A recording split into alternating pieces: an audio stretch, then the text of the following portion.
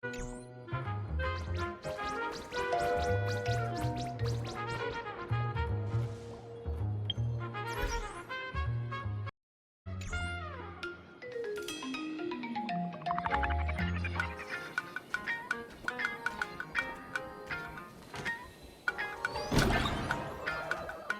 to get up, Mr. Ashvale.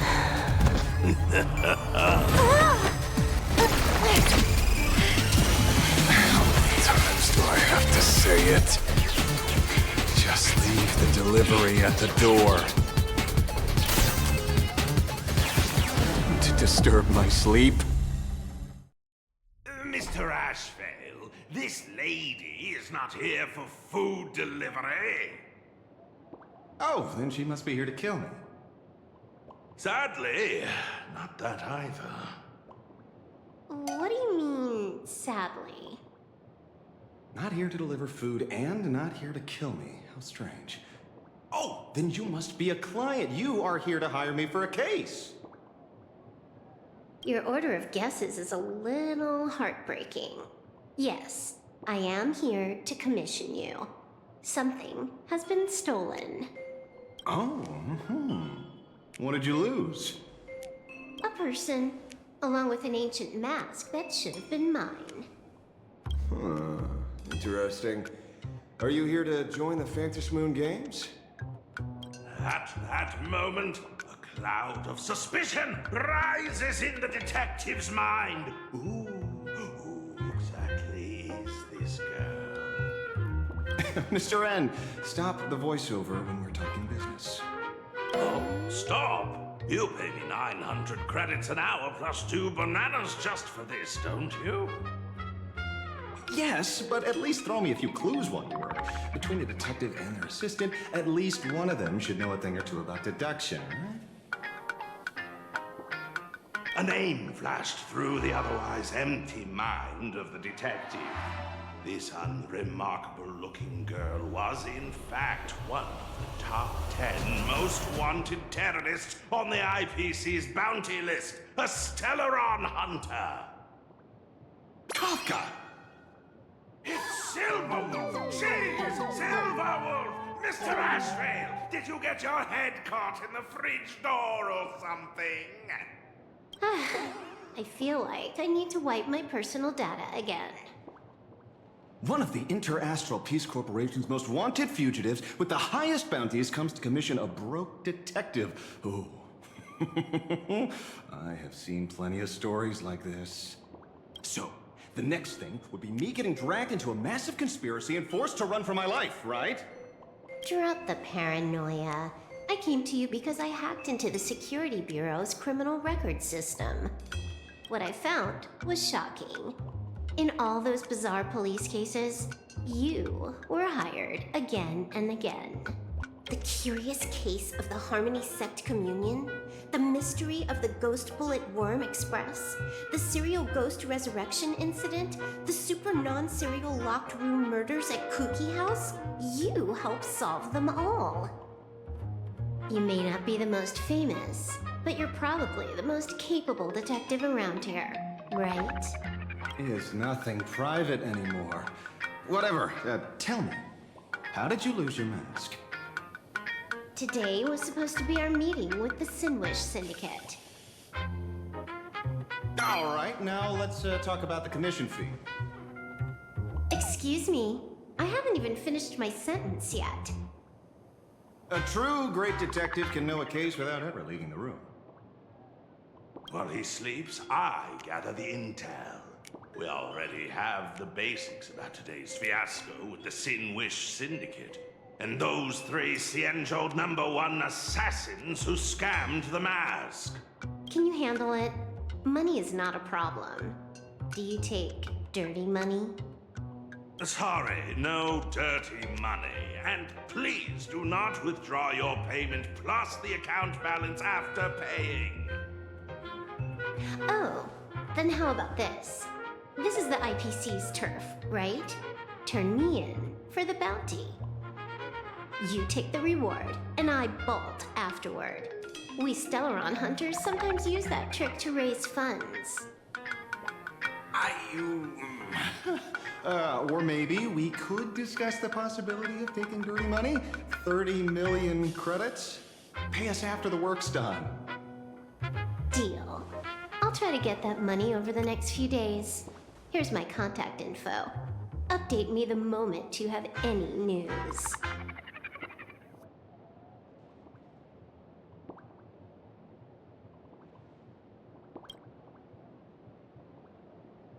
Pay us after the work? When did our office have a rule like that? That rule got made just now. Oh, my dear Mr. N, did you truly want to take dirty money? I have come up with another way to make money. Let me reach out to a certain big shot first. Madam Pearl, I've obtained solid intel. Mr. Ashvale, the chance of you initiating a call at this hour is under 5%. Let me guess. Perhaps you are finally ready to consider my offer. No, I found the trail of the Stellaron Hunters. They are here in plain Arcadia, and they even plan to crash the Phantom Moon Games. I can send you her coordinates quietly, without anyone noticing. Quietly, without anyone noticing. The Phantom Moon Games? The moment your IPC chose to speedrun it, it was fated to be more than just a game of fun. You want me to take part? That is asking a bit much of an old man. We should have taken that hacker's deal earlier and turned her in for the bounty. An unexpected bonus. So Pearl still has other masks hidden away. That makes things much easier. Seems that listening in on one's partners after wrapping up business is a habit worth keeping. Hey, lady, where are you? Did you find the mask? Not yet, but I've got a new lead. We might have lost one mask, so I just need to find another. Fine. Promise me this. Next time, don't take contracts on the dark web using names like Xianzhou's #1 assassin. Okay. By the way, can you tell me what script Elio gave you this time? A completely blank page.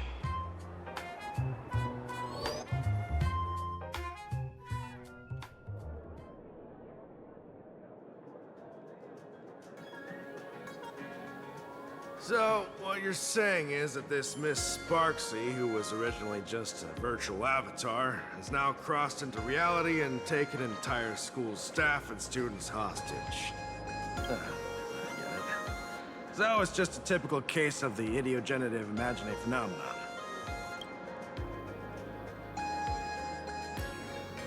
Yeah, you could say that according to the old superstition.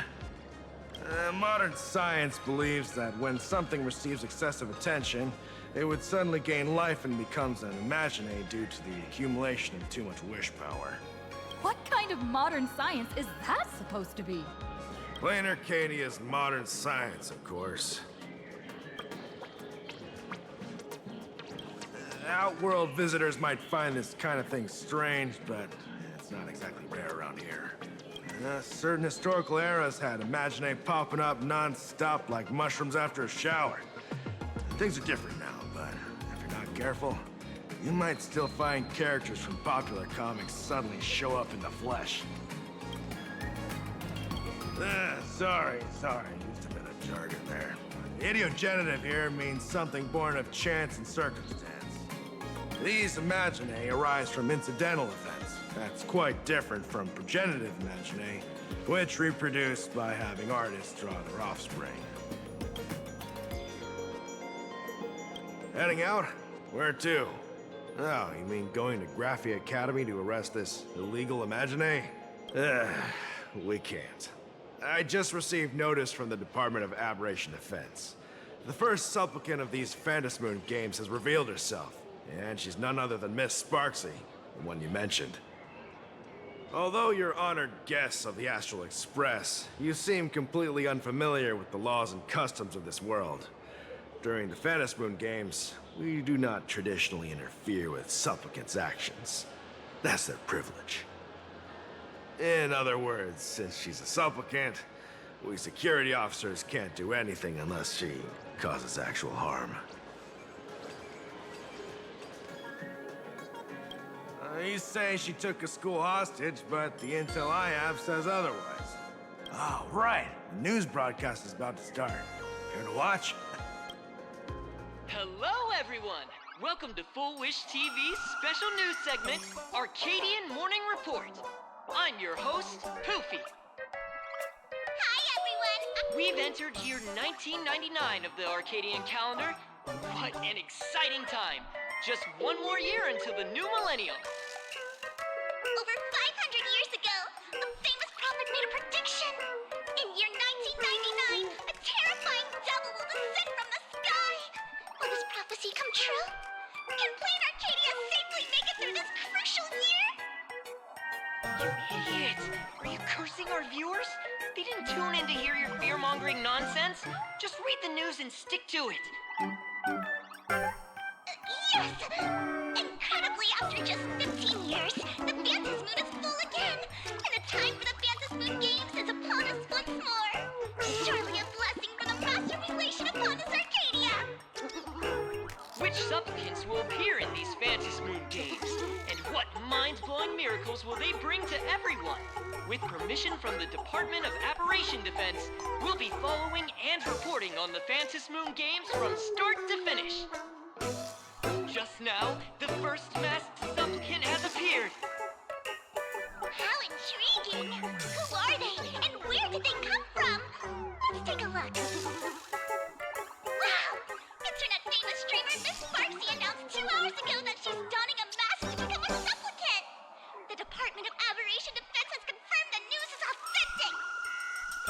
As an ideogenitive imagine, Miss Sparksy's birth wasn't approved by the Department of Aberration Defense. But that hardly matters at this point. What sort of miracle does this live streamer plan to produce during the Phantasy Moon Games? Let's switch over to her stream and see.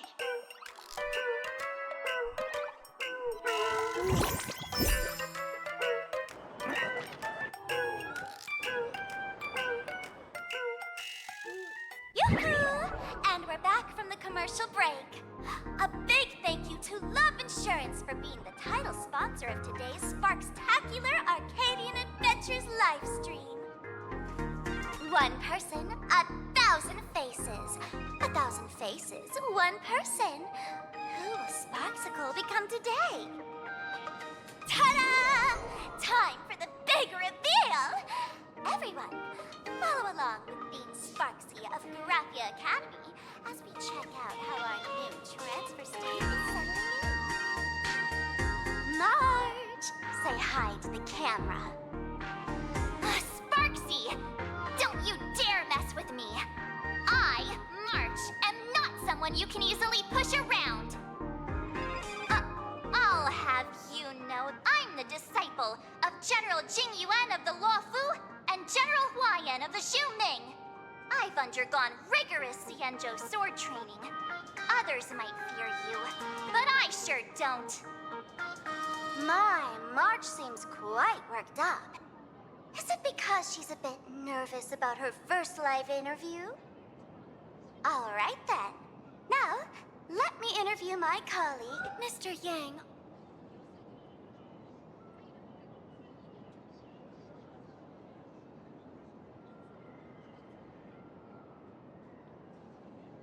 All right, that wraps up our interview for now. Let me give you all a sneak peek at what's coming up in our next live stream. Thank you all for your wholehearted support. Sparksicle will work hard to repay your kindness. In 3 hours, I'll be hosting a special live stream performance, Sparksicon, alongside our special guests, the legendary Nameless from the Astral Express, who have carved countless legends across the cosmos. Tell your friends, your family, even your enemies. Let's set aside all grudges and meet in the stream to witness the most dazzling sparks light up Plain Arcadia!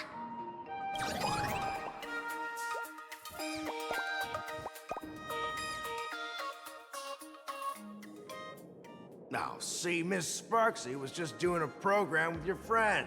It's fine, really.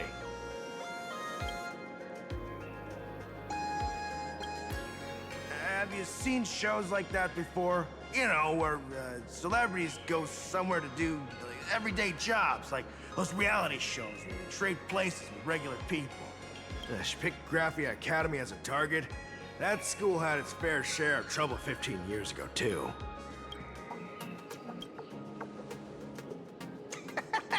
So these are the nameless of the Astral Express?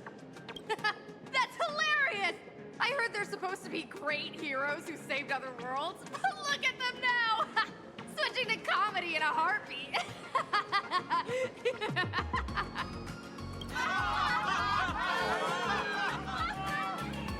Darn it! Soon the whole of Plain Arcadia will be saying Sparksy caught the Astral Express crew in one go and made us the butt of jokes.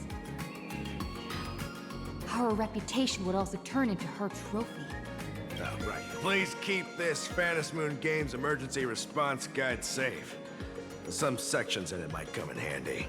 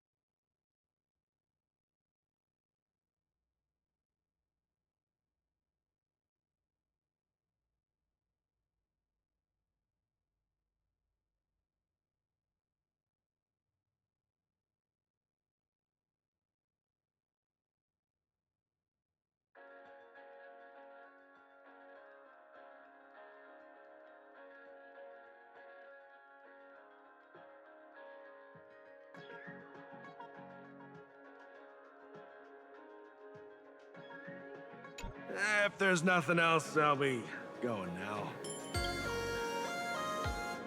See? I told you so. Even calling the police was useless. Right now, you're their only hope. And that red boss lady of yours. She's here too. Are you all right? Did you get hurt when you ran away?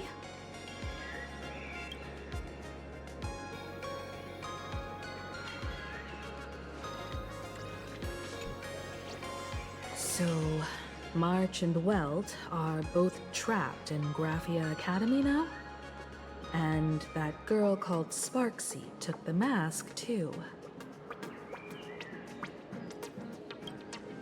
No, it's not your fault.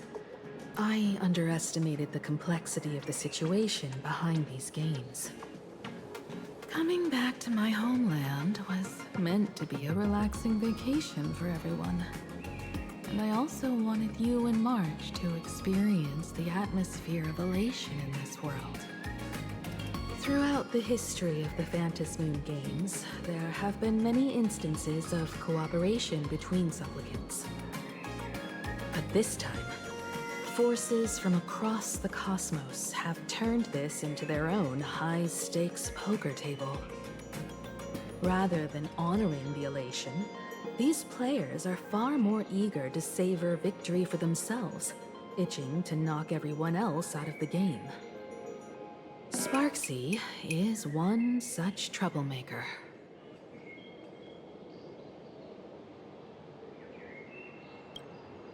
It's dangerous to rush back to school on courage alone when we don't know what Sparksy has done and what she's planning to do. For every supplicant, there are 3 key acts that must be completed once the Phantom Moon games begin. The roll call, the miracle, and the promotion. Sparksy has completed the roll call. She took the mask and declared her entry into the games, drawing everyone's attention to the news that the first supplicant has appeared. Next, she must strive to make a miracle happen, bear the people's wishes, and answer with a great feat. If I'm not mistaken, Sparksy is waiting for us to walk right into her trap. For her, there couldn't be a better opponent than the Astral Express for this first battle between supplicants. What could be more earth-shattering than defeating a renowned cosmic hero on a battlefield of her own meticulous design? So here's the question, Sparkle. Based on what you know about this imposter, what's her real agenda for joining the games? Simply toying with and defeating the Express crew alone won't be enough. What kind of world-shaking miracle is she after? Sure, she's a fake. But she's still a fake of Miss Sparkle. Guessing won't get us far. If you ask me, we should check out the tavern. Might find some leads there. The Masked Fool's headquarters. The World's End Tavern. That's right. How could we pull off something this insane without Miss Sparkle's prized collection I've been hoarding all these years? That imposter must have known this well. Before this operation, she definitely went to the tavern, using my name. Most fools can't tell the difference between me and that imposter. Or maybe they just don't care. But if we can find out who I talked to and which treasures I stole from my collection of items, we'll naturally figure out what that imposter is up to. That's a good plan, but I can't let you act alone. Take this business card. The address of the tavern is printed on it. However, you'll have to find your own way to the tavern. That's been the rule since it was established, and there's nothing I can do about it. Since there's still time, I'll head out first. You two can come over when you're ready.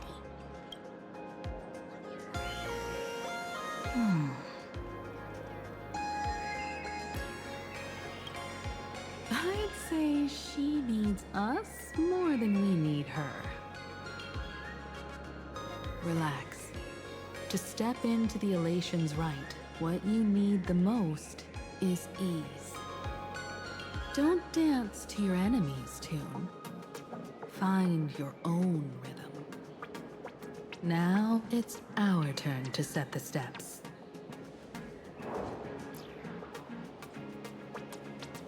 Dovebrook District. It's been a while since I've been home. Perfect timing.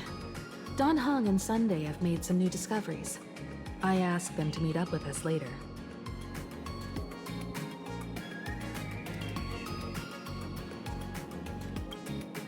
Don't get your hopes up too high. Looks like this vacation trip has gone right back to our usual trouble magnet mode. Now this is the kind of vacation the Nameless just has to savor. Work. I can't feel happy.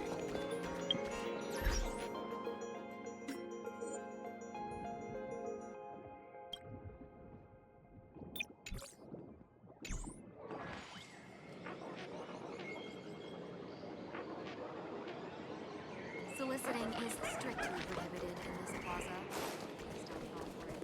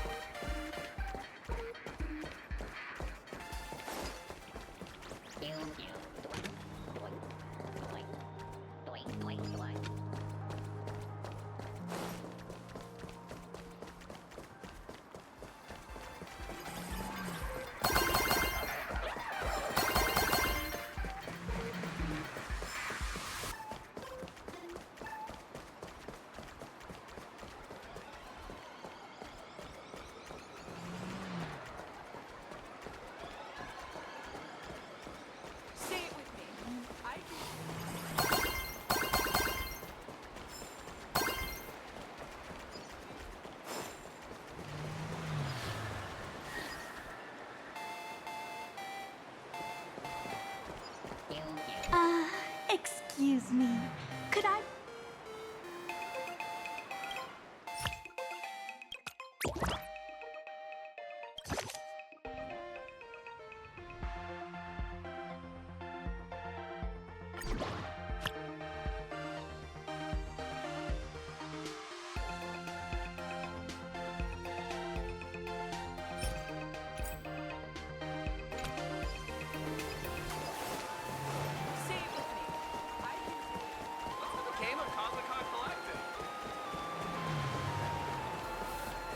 Thank you so much for your help this time.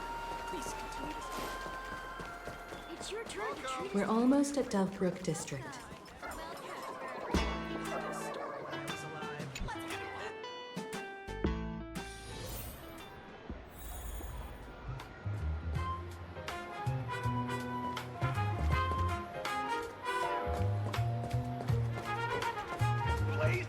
Quite a bustling district.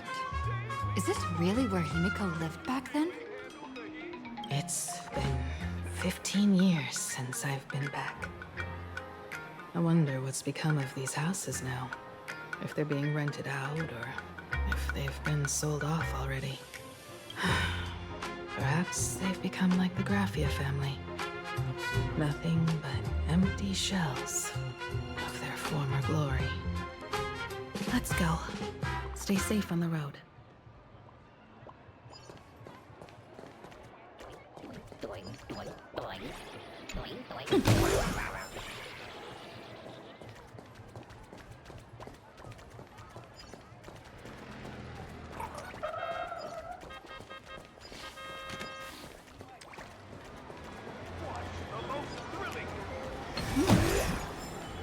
This place seems to have changed a lot.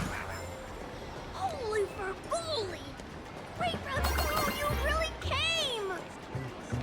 There's There's a Furbo calling out to you. Why don't we go take a look? Rest assured, I haven't forgotten a single thing about the compensation. This Furbo was actually waiting outside the magazine's office just to make amends? Furbo absurdo. And you are?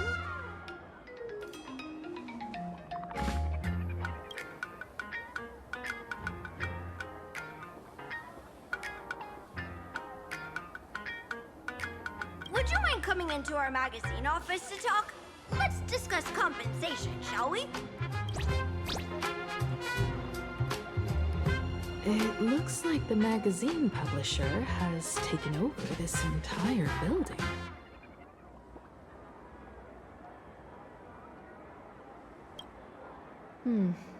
Strictly speaking, the entire street where this building stands belongs to my family's estate. It's said that, in their heyday, the Graffia family owned property all across plain Arcadia. But by my generation, very little was left. When my journey reaches its end, will anyone in this world be able to inherit anything from me?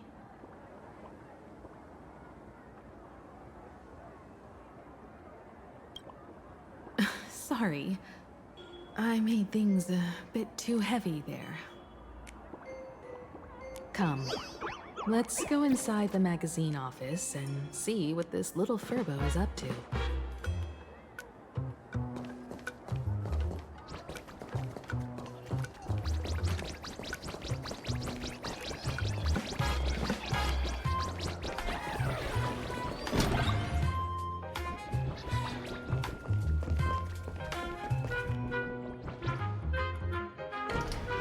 Hey there, Paraprince! I brought quite an impressive creditor to visit you. Beep beep. Debt collector signal detected. I'm out of here. Don't run! It's the Great Raccoon from the Astral Express! Furbos and raccoons. We're all one big family. Beep boop. Family or not, you're all just here to collect debts, aren't you?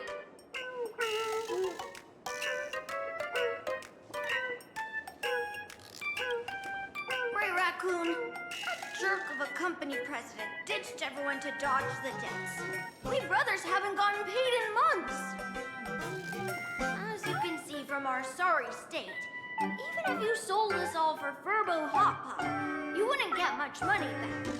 But I've got a plan. We can work together for some mutual raccoon Furbo benefits. After all, Furbobo Weekly does have quite a readership. Right now, the hottest news in all of Plain Arcadia is the arrival of the Astral Express. Once you become the company president, Great Raccoon, Furbobo Weekly can go full throttle for you, becoming the Express's exclusive media outlet, churning out a string of hot scoops.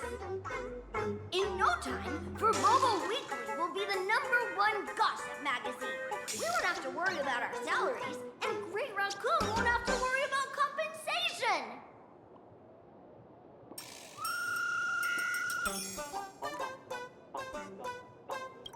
No way! No way! As your devoted fans, me and my bros sincerely want to compensate you handsomely for your emotional distress. A magazine publisher? Now that is interesting. What do you think? These Furbos may be crafty and full of tricks, but they can definitely help us out. A media outlet working for you, and a network of informants who can run around everywhere? Having a logistics team like that during the Phantasmoon Games would come with many perks. And best of all, they're free.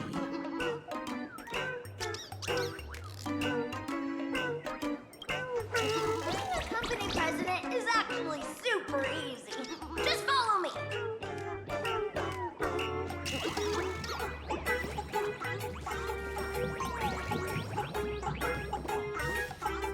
Please, take a seat in front of the computer, President.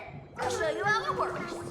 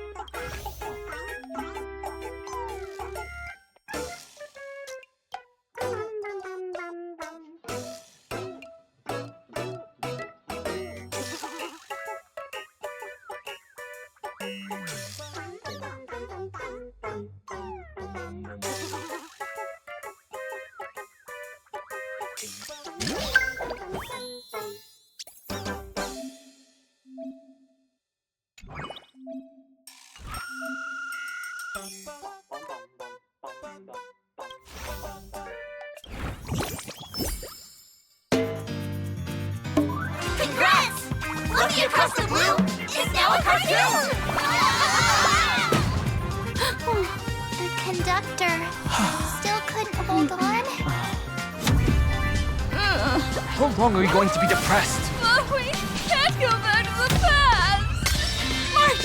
The conductor can still be saved!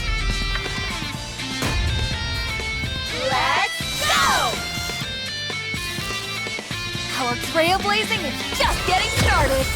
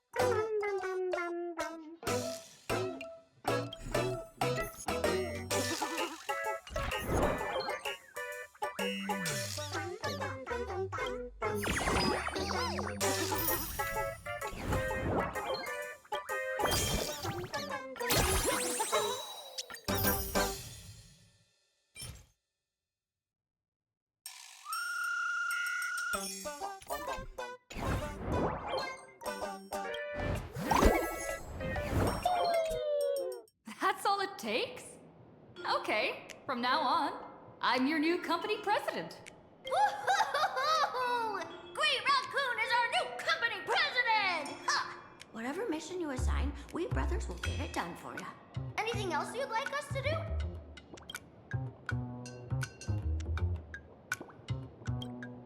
Boss, you don't like Verbobo Gossip? What name would you prefer then?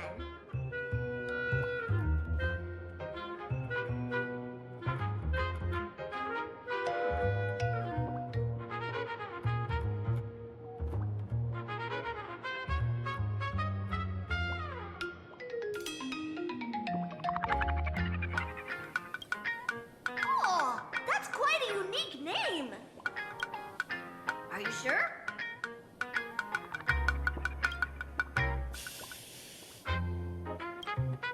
Boss, you don't like Verbobo Gossip? What name would you prefer then?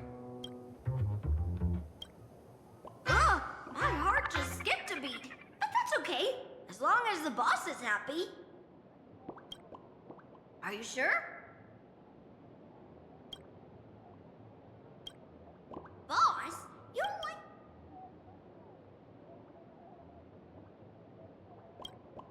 Are you sure? In return, make sure you create some big news stories. Oh, and that journalist Verbo who wrote that slander about you? HR will fire him. We don't need an employee around here who's got beef with the company president. I heard a supplicant has appeared at Graphia Academy. Should we have him take some pictures there for you? No problem. I'll arrange it right away. This Verbo will issue the order. Stay tuned for his first-hand report. Looks like you're already getting into the groove of being a company president. We're pretty much done here, and Don Hung and Sunday should be arriving soon as well. I'll just have them meet us here at the publishing house.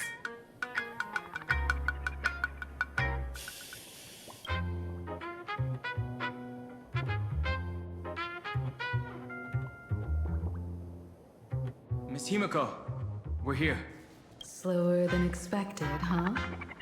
Looks like you had quite a harvest. That's, difficult to say. Miss Himiko. And Benefactor is here too. It's been a while. I've missed you all dearly. Miss Tenyun, are you representing the Xianzhou on this diplomatic mission to Plain Arcadia? This is a matter of great importance. A humble girl like me doesn't have that kind of standing. I'm just tagging along with General Yao Guang of the Yushui to help out with odd jobs. I happened to run into these two on the way. The seer strategist. What happened on this journey? Sorry, there was a bit of a hiccup. I accidentally put on a mask of elation. Now I'm a supplicant in the Phantom Moon Games. Well, that's quite unexpected. I know the Express has been seeking to join the Phantom Moon Games, and I've been quite curious about that. Sorry. Did I make things more complicated than they needed to be? No need to apologize, Sunday. You are a companion of the Trailblaze. No nameless would ever stop a companion from finding their own path. Many thanks. But wait, did you just say accidentally? It's a long story. I'm afraid we'll have to wait for General Yao Guang to explain it herself. She was with us just now, but somehow disappeared without a trace. Madame Yao is always like this. She probably disappeared suddenly to deal with something urgent. This seer strategist is just as elusive as the rumors say. Should we wait for her? No need. I wouldn't dare impose. The tides of fate shifted. I had to delay my steps to arrive at the proper time. I asked for your understanding. Oh my. Counting me, we make exactly 6. Let me do some calculations. Your fortune in the coming days looks grim. You'd better watch out. Wheel. Makes sense. You got what you wanted today. The fates spell danger. This matter is most likely connected to that blade. Ah, the little fox's misfortune has overflowed into good luck. She's blessed with constant good fortune, a true harbinger of prosperity. Huh. That's weird. I can't see yours. So, you're that trailblazer Fushuan mentioned. Your reputation precedes you, seer strategist. I'm Himeko, navigator of the Astral Express. Whatever's on your mind, you can discuss it with me. My sincerest apologies. When a diviner encounters someone whose fate is unfathomable, we can't help but feel 3 parts excited, 3 parts flustered, 3 parts curious, and 1 part awestruck. What do you mean by unfathomable? My eye of Ishvara can scan the aura of fortune surrounding each of you, manifesting as weal or woe signs above your foreheads. I'd like to divine your fortunes as a welcome gift. However, this person really surprised me. I can't see anything from her at all. Are you really free to try any choice? To do anything you want? Does an Ishvara like you actually exist in this world?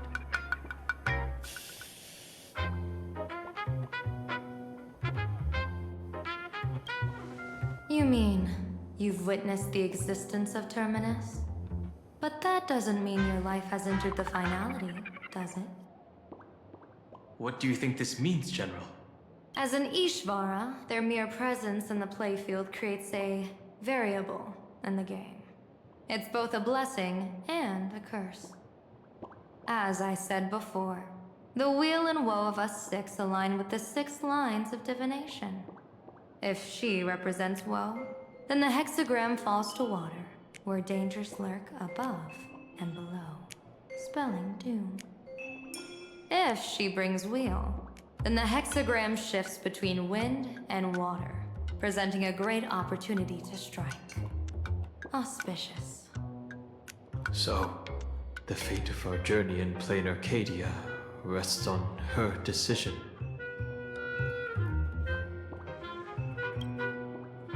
I am not an Ishvara free from fate. So naturally, I can't guide those of that disposition. Back to business. I take it you're not just here to read our fortunes? I am here to greet everyone. To apologize to the Express Navigator for my previous indiscretions. And to borrow someone from you. Miss Himeko, now you understand how I ended up wearing this mask. I get it. She says she wants to borrow you for an operation. I want to hear your thoughts. If you're not comfortable refusing, I can speak up for you. Oh, you two. No need for whispers. I can hear you loud and clear. How did you... Well, since the General heard us, would you mind telling us your reasons for doing this? I'm collecting variables. During this journey, I'll be acting as unpredictably and irrationally as possible. Don't be surprised. Some Arbiter Generals excel in battle with their wit and valor. Others master the art of forging weapons, and some guard the Netherworld with their lives. I, however, fight for the Alliance by calculating and manipulating fate itself, peeking into the future. I'm here to discuss matters regarding the Anti-Destruction Alliance, and then I'll head to Astropolis for the vote. That's the real business. But according to the divination, this Arcadian world faces an extraordinary danger. When a bird's nest falls, no egg will remain unbroken. Are you saying we'll all perish along with plain Arcadia? What's going on here? Intel indicates that a serious Xianzhou criminal is attempting to join the Phantom Moon Games. This individual has been infected by the flesh of Shuhu, the emanator of the abundance, and is extremely dangerous. According to my interpretation, his long-suppressed violent nature will eventually become uncontrollable, bringing catastrophic disaster to everyone. There's no way he could do that. That's the divination's answer. Rather than asking whether he could, we should ask, how would he do it? My divination shows dragons clash in the wilderness, their ichor dark and yellow. While the term dragon clash could simply mean fierce battle, could it be foreshadowing a great calamity from your conflict with Blade? Perhaps this prophecy has other interpretations, but with my limited intel right now, I have to prioritize Blade, this most volatile and dangerous factor. I've heard that different interpretations of prophecies can lead to completely opposite outcomes. Until things become clearer, it's better to reserve judgment. Let's put that aside for now. In any case, I've brought along a creation forged by Blade himself. If things get out of hand, it might temporarily restore his sanity, giving us a brief chance at victory. What is it? I'm sorry, but fate has shifted once again. I must take my leave.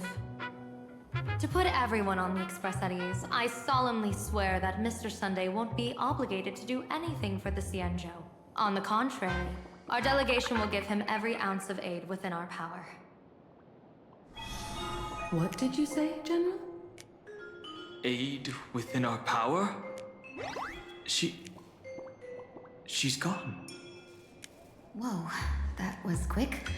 Madame Yao must be really busy. Has she vanished into thin air like this before? Yes. I don't know the details myself. With Madame Yao, it often happens and no one knows when she'll return. She doesn't do it on purpose. Allow me to apologize on her behalf. No worries. At least we know what the Xianzhou is up to. Right now, 2 companions from the Express are still trapped somewhere. She and I must head to the tavern to uncover some clues. If Miss Himiko needs my help, please don't hesitate to ask. Are March and Mr. Yang in trouble? I'll go with you. No, you and Sunday will act together with the Seer strategist. We're not at the point where we need to call in reinforcements yet. The situation with Blade is unusual. That Seer strategist's concerns aren't just baseless worries. I don't want to see the Phantom Moon Games bring catastrophe to my homeland. So this is also my request.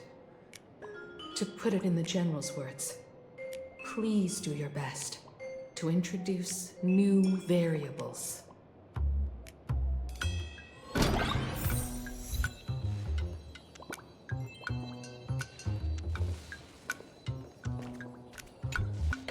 I understand Miss Himiko's intentions.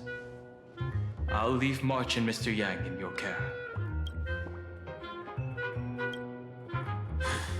Blade's appearance means the Stellaron hunters are also on the move in this world. From everything we've seen, this mission to Plain Arcadia is of the utmost importance. I will accompany General Yao Guang to uncover the Stellaron hunters' schemes. Whatever happens this time, I hope it won't put any of you in danger. I'll do my best to make sure of that. What? Those two are trapped in the school, forced to become a student and teacher? And the security officers are turning a blind eye to all this? Though March and Mr. Yang don't seem in mortal danger for now, who knows what Sparksea is plotting. The longer we delay, the worse it could get. Better to rescue them as soon as possible. The Phantom Moon Games. What a bizarre ceremony. What does this type of elation really mean for the people of this place? Why would AHA promote such a game?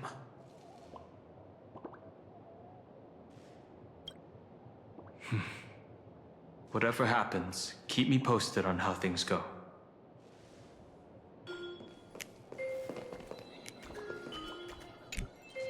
Greetings, Benefactor. It's been many days since we met in Penacony, and I've been thinking of you day and night. Thank you for your concern. I'm doing well. Though my skills are meager, Madame Yao praised my resolve to kill my enemies, saying that was just the variable she sought. That's why she assigned me to temporarily serve under her command for this expedition. And look at that. It's brought us back together again. What fortune. I wished I could travel with you longer back in Penacony, Benefactor. After all, I've yet to reclaim the opportunities Phantilia stole from me. Hard to say. Like the divinations she casts, she's a riddle shrouded in fog. Apart from the ever-absent Patina Justice, she's likely the most mysterious of the Arbiter Generals. I'm sure there's no mortal danger. Please forgive my jest, Benefactor. Being around Madame Yao has gotten me into the habit of cracking jokes all the time.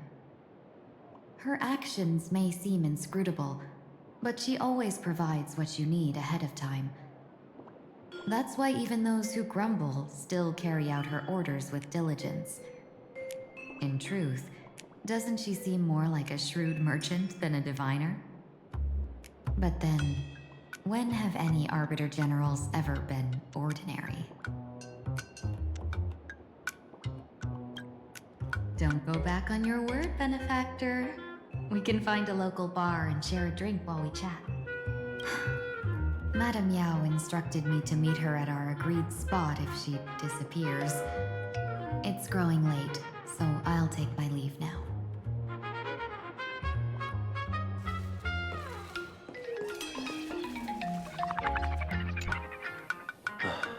Mask of Elation. Can reflect the shape of one's soul? Sure. In Penacony's decorative arts, ravens often symbolize the hidden desires and whispers of humans' dreamscapes. Don't worry, I once tried to ascend to godhood myself. I won't be dazzled by the honor of an audience with a deity. Taking part in this grand event is also about gaining a deeper understanding of this Arcadia.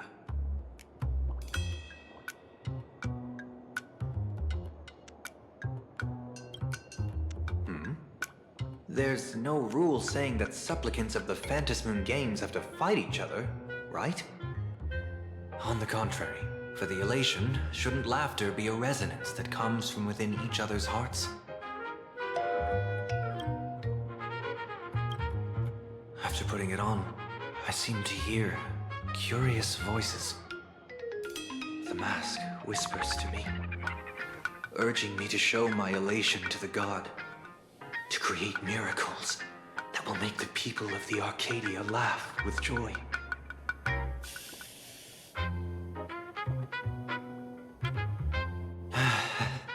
That's a good one.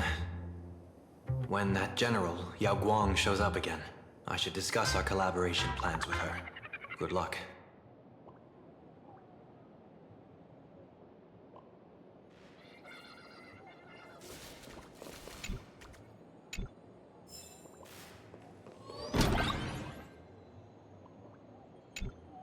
The IPC, Masked Fools, a Cienjo General, the Stellaron Hunters, and the Nameless.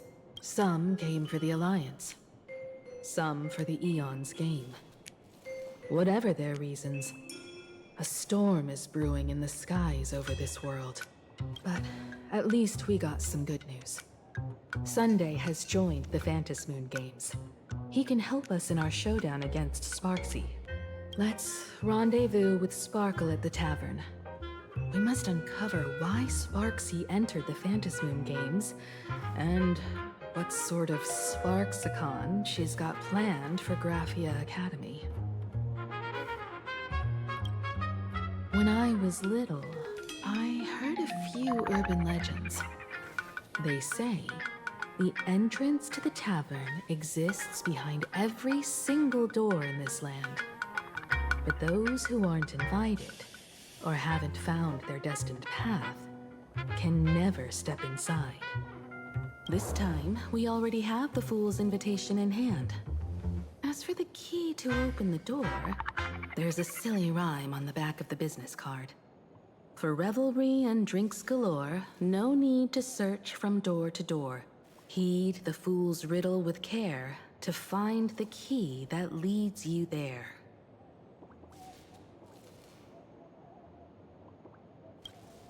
So, about the Fool's riddle, got any leads?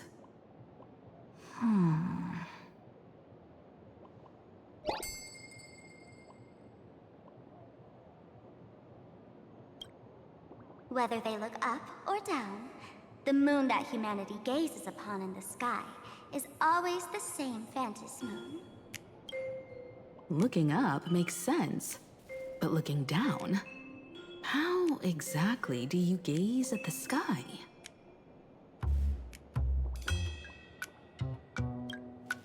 Oh, it seems fate ties you to the tavern.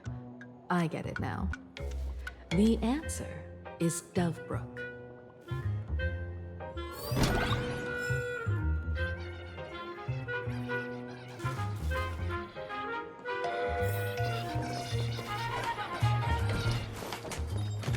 Many generations ago, the Dovebrook was already a river flowing with countless legends.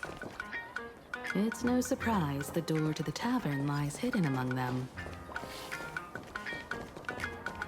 Legend has it that the master painter Graphia once drew water from the Dovebrook to wash her paintbrushes. Many later artists followed suit, hence its other name, the Painter's Stream. Looking at Dovebrook's scenery, memories from my student days just come flooding back. They're not exactly interesting memories. Back then, Dovebrook District was teeming with gangs. There were hooligans running around everywhere, and some really loved messing with the students. I was taller than my peers, and happened to be training in martial arts. To stand up for my juniors, I would occasionally get into scraps with the thugs on the streets. The people who fell into the Dovebrook River would cover the surface like bean sprouts in noodle soup. It all feels like it was just yesterday.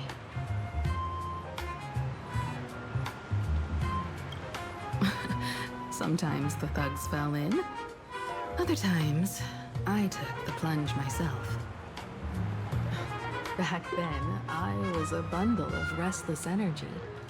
The teachers always said I was like a wind-up toy that never stopped banging its drums and cymbals, stirring up a commotion wherever I went.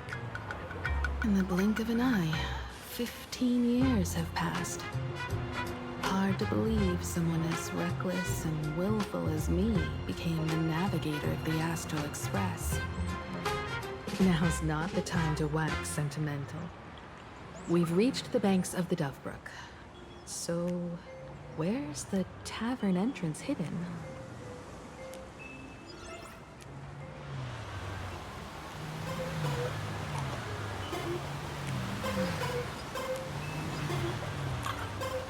Eyes on the street.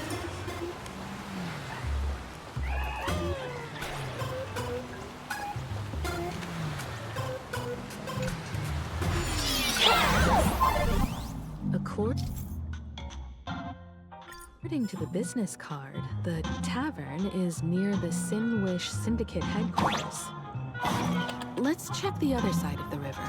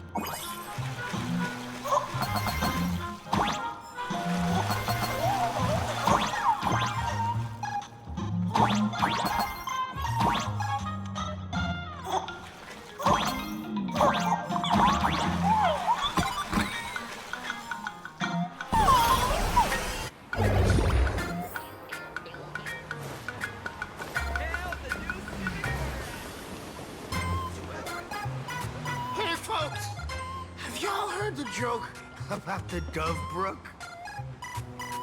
Yeah, one day, a criminal escaped from prison. He ran for his life, but just when freedom seemed within reach, the Dovebrook blocked his path. With his pursuers closing in, the man prayed to the river. I am hammered by the law, stained with filth. Oh, pure flowing waters, please do not swallow me. A voice from the Dovebrook replied, there's a pedestal of light upon the water. Step on it and you can cross. The criminal wept. What pedestal of light? It's only the moon mirrored on the water, an image that shatters at a touch. If I step on it, I'll fall in and drown. Guess how the Dovebrook answered him. The Dovebrook said, You're not hammered at all. Otherwise, how could you still tell the moon from a pedestal?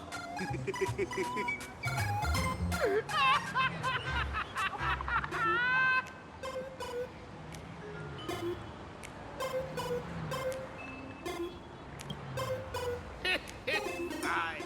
You don't have to buy me a drink as long as I can make you laugh.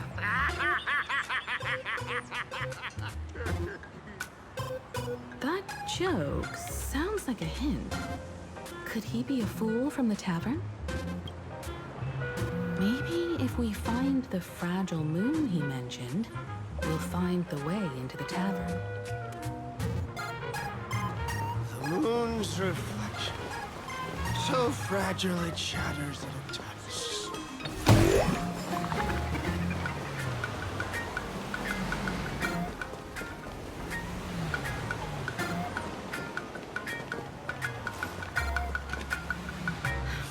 Sparkle's riddle says this. Whether looking up or down, they all see the same phantom moon when gazing at the sky. We've gazed at the sky already, so next... From this angle, the moon's reflection is right here. It does look strange in the water. If what the card says is true, and the fool's riddle is the key to entering the tavern, then this moon must be the door lock. Come on, let's take a closer look at this strange moon.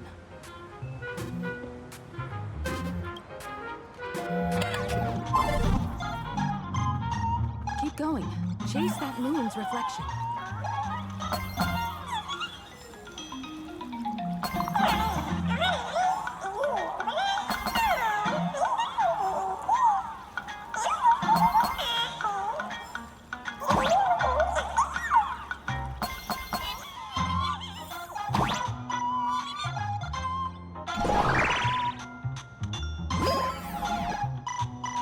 Looks like the fools are guarding the moon's shadow tight. Shatter the moon lock, and we're one step closer to the tavern.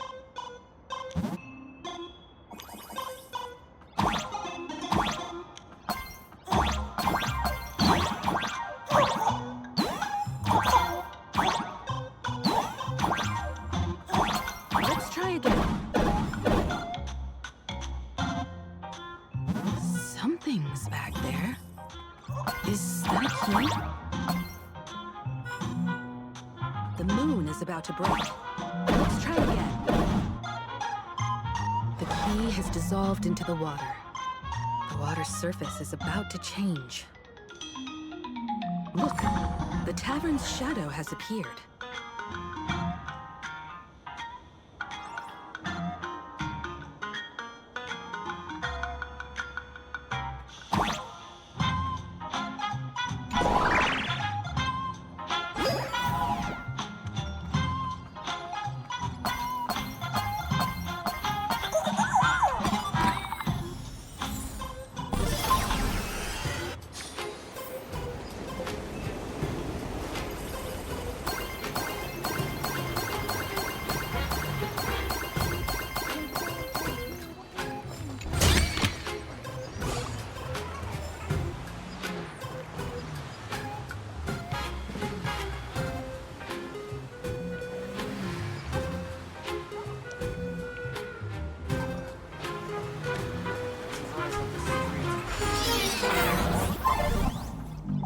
If we follow this path ahead, we should reach the tower.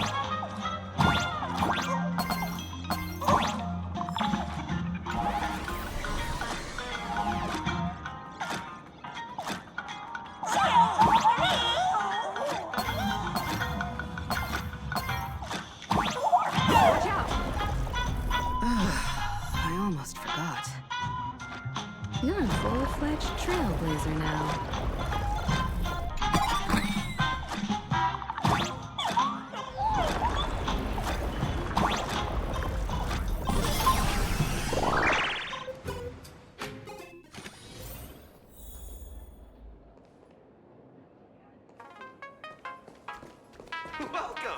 Please laugh to your heart's content.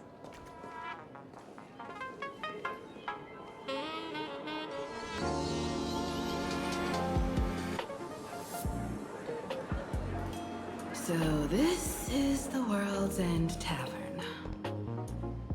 No. Allow me to correct you. If you think this is all there is to the tavern, you're sorely mistaken. Like a single grape on a great bunch, this is just the part where the tavern connects to this world. Sorry, but this looks like a regular lounge. The so-called plain Arcadia isn't really an Arcadia either, but who's complaining? Life goes on, doesn't it? If you're looking for something that's true to its name, take a ride on the Astral Express. Funny thing is, it's literally a train. You know, can't find a single trace of astronautical engineering on it. Wait, you two are navigator of the Astral Express and the raccoon on board, right? I've seen you in the news.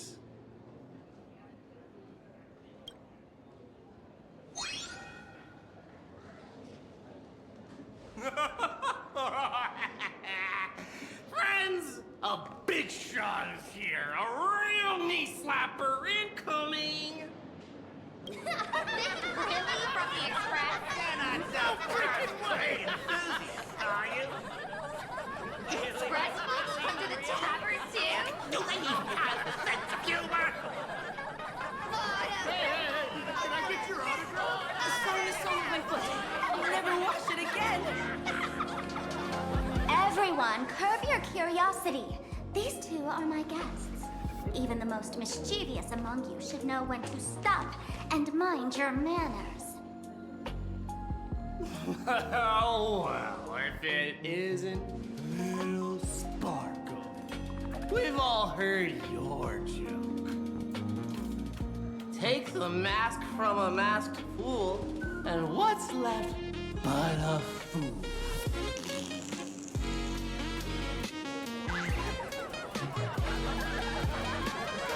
Oh my! Wouldn't a masked fool be better off without the fool? An empty mask sounds even better, no?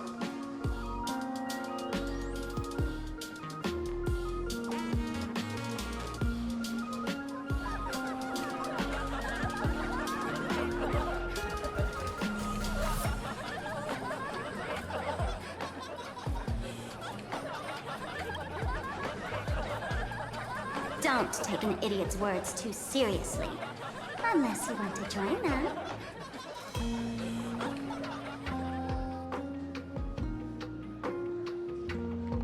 Alright. Now I can finally entertain my guests without interruptions. You two, this way. Let's talk about the imposter.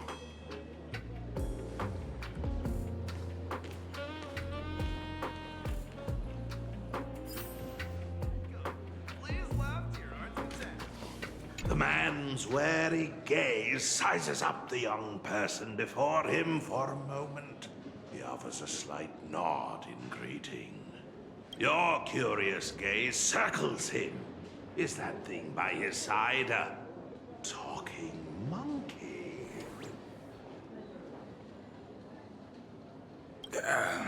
What's that? Kid, I believe you're confusing me with some other primates you've met. Sorry, my mistake.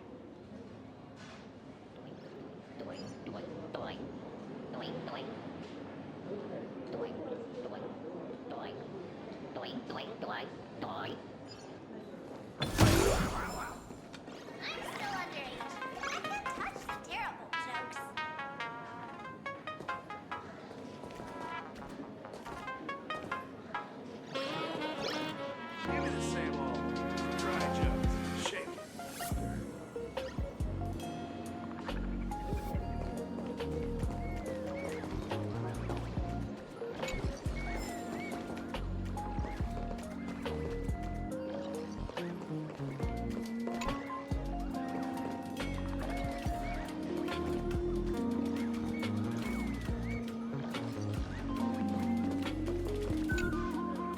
you two? First round's on me. What'll it be?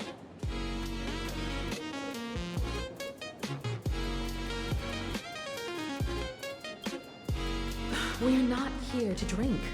Time's ticking. Did you find anything on Sparksy? Don't pull a long face. You'll sour the vintage in the cast. While you were gone, diligent little Sparkle was gathering intel non-stop and didn't waste a single minute. Sparksy. She did come here disguised as me. I called Giovanni. You might not remember him. He's the poor sap who drew the short straw to manage the storage area recently. Old Gio told me that a week ago, I came here and took a few things. Among them was a vial of mimetic virus. A mimetic virus. No wonder she could take over Graphia Academy and distort March and Weld's cognition, making them believe they're a student and teacher.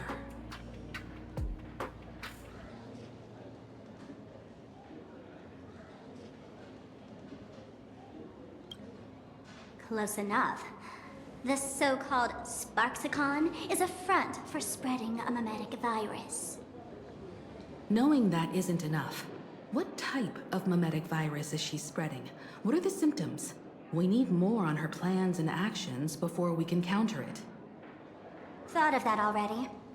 So I visited a few friends and learned where the imposter's been haunting. To dig up details, we'll have to get hands-on. Lead the way, then. Let's move. Stay close.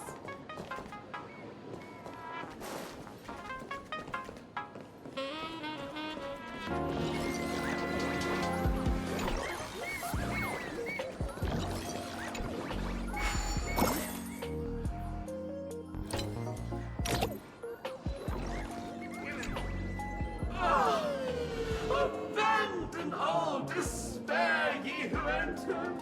If you want to pass, then amuse me.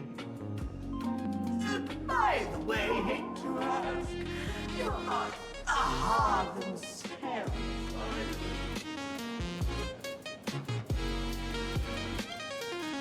you? No, you're not aha. You got that smooth talker air, but you're not.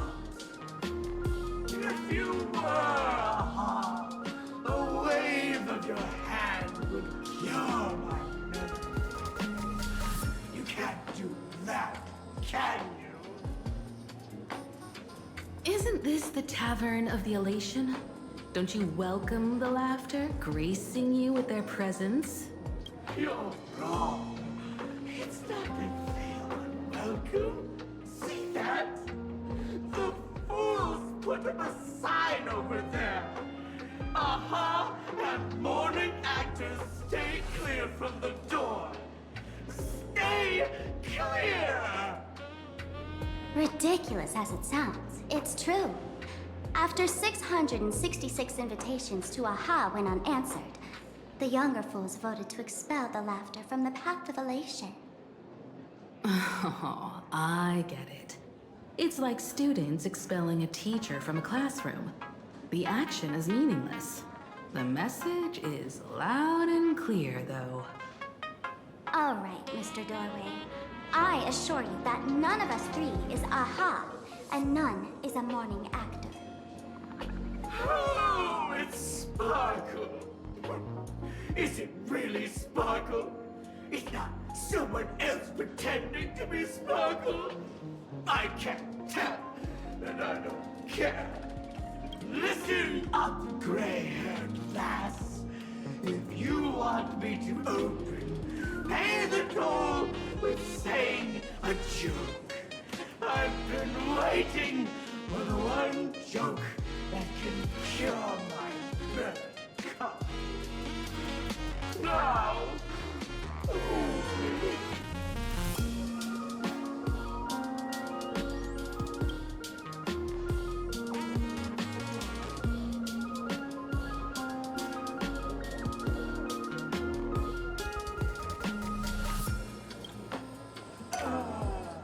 And then? I said it. A joke.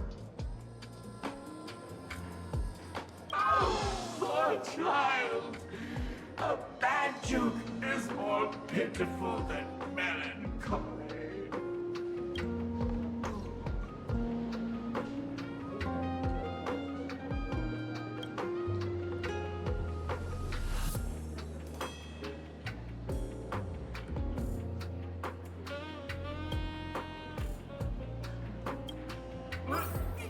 What are you going to do? I'm gonna break you open.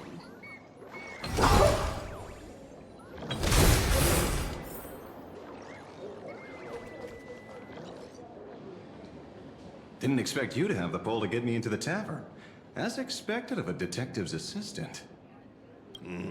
Back when I still had a sense of humor, the fool gave me an invitation. You can thank him for that. You're really going to see the Stellaron Hunter case through? They can only pay you in dirty money, you know. What else can I do? The boys need the money. Credits aren't black or white, they're ones and zeros. All right. I reached out to Costide. He said that one of the 3 people who stole the mask looked familiar. He might have seen them in the news. Based on his description, I spent ages sketching the suspect's portrait. And I suspect it might be Don Hung, the Nameless from the Astral Express. Costide. You owe him another favor. No paying this one back, huh? Speaking of which, Don Hung. That's a Xianzhou name, isn't it? Where have I heard that name before? It sounds so familiar. So, which of these 3 is Don Hung? The one with gray hair? The redhead? Or that black-haired girl who looks like she's ready to stir up trouble at any moment? No, don't tell me yet. Let me guess. I know a bit of the Xianzhou language. The word Don can mean red. So Don Hung is the lady with red hair, right? Your deduction skills never fail to impress. Fine, I'll just give you the answer. None of these 3 is Don Hung. Do you even watch the news? TV, newspapers, the internet? It's all fake news. What do you expect me to look at?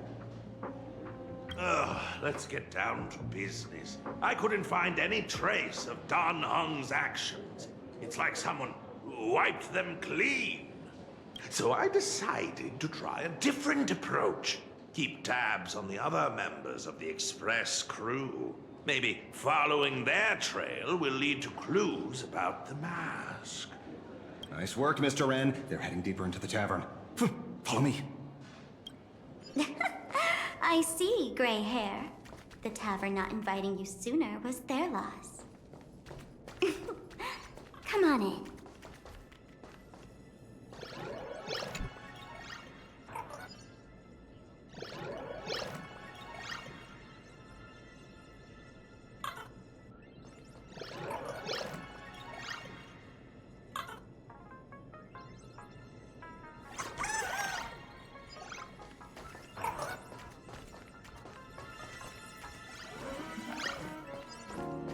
Is the drink in these barrels really brewed from jokes? Yep. You know your stuff, man. Just heard some rumors, that's all.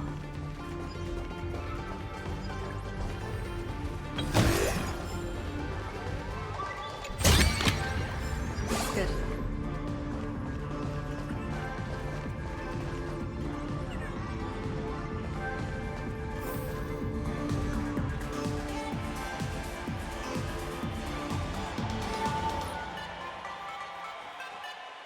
Where's this? Ta-da! Welcome to the dazzling lights of the Ballista. The heart of the tavern, Plain Arcadia's dazzling dance floor. There are some tasteless masked fools who consider this place the secret to keeping the laughter going. If life's cruel, don't beg for fairness. Dance! Shake away that sadness until it's all well mixed with the joy in your body. That huge light orb up there. For a tavern, it's as essential as the faintest moon in the sky. If we get the chance, I can take you inside for a real eye-opener. Speaking of which, 2 months ago, some idiot, after downing hundreds of drinks, had the bright idea to knock it down with a super overlord spinning top. So, we had to reinforce the blue star with a steel frame around it, and seal it inside the world in canvas.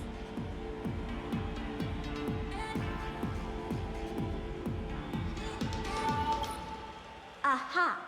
Take care! Weren't they banned from the tavern? And given the Laughter's personality, if they took care of it, they'd just egg someone on to blow the place sky high. This fool you're talking about.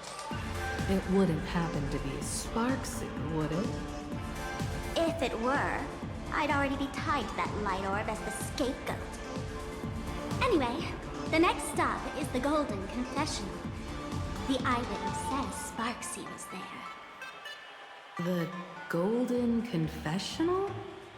What kind of place is that? A place where you can let go of all your worries. Well, words won't do it justice.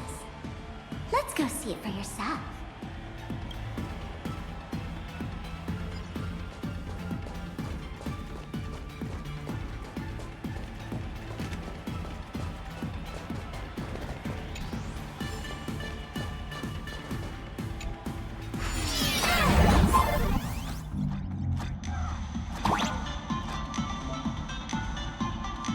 Let me show you how to open a path.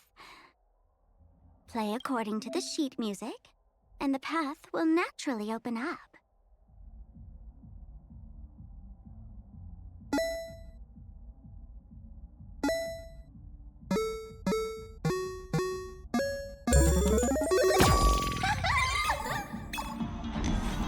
The steel frame actually opened.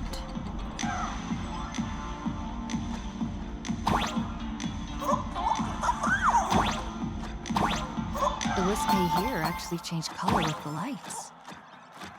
Just another night at the tavern. Fun, right?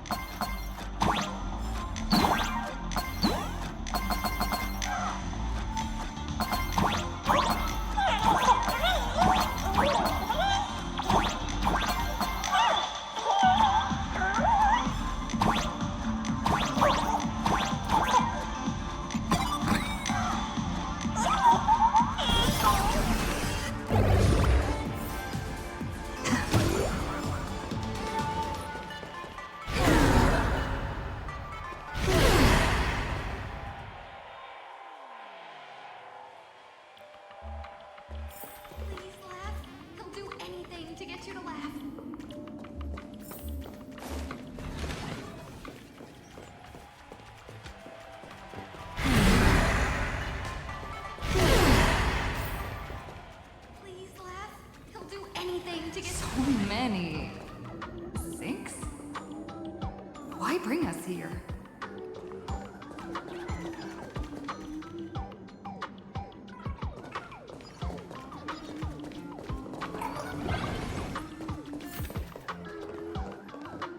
Witnesses say a week ago, I came to the bar, knocked back a few shots of Bomb's first drop, then headed here. The Golden Confessional is an emergency shelter for fools who've had one drink too many. Here, we shed our excess baggage before marching light-footed into the next second.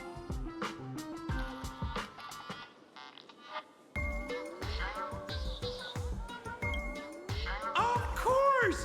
This is just a place where everyone comes to let off some steam. Well, if it isn't my old friend! Sparkle sake you be coming to the tavern. Old Sampo's heart is bursting with joy. And a teensy bit of sorrow.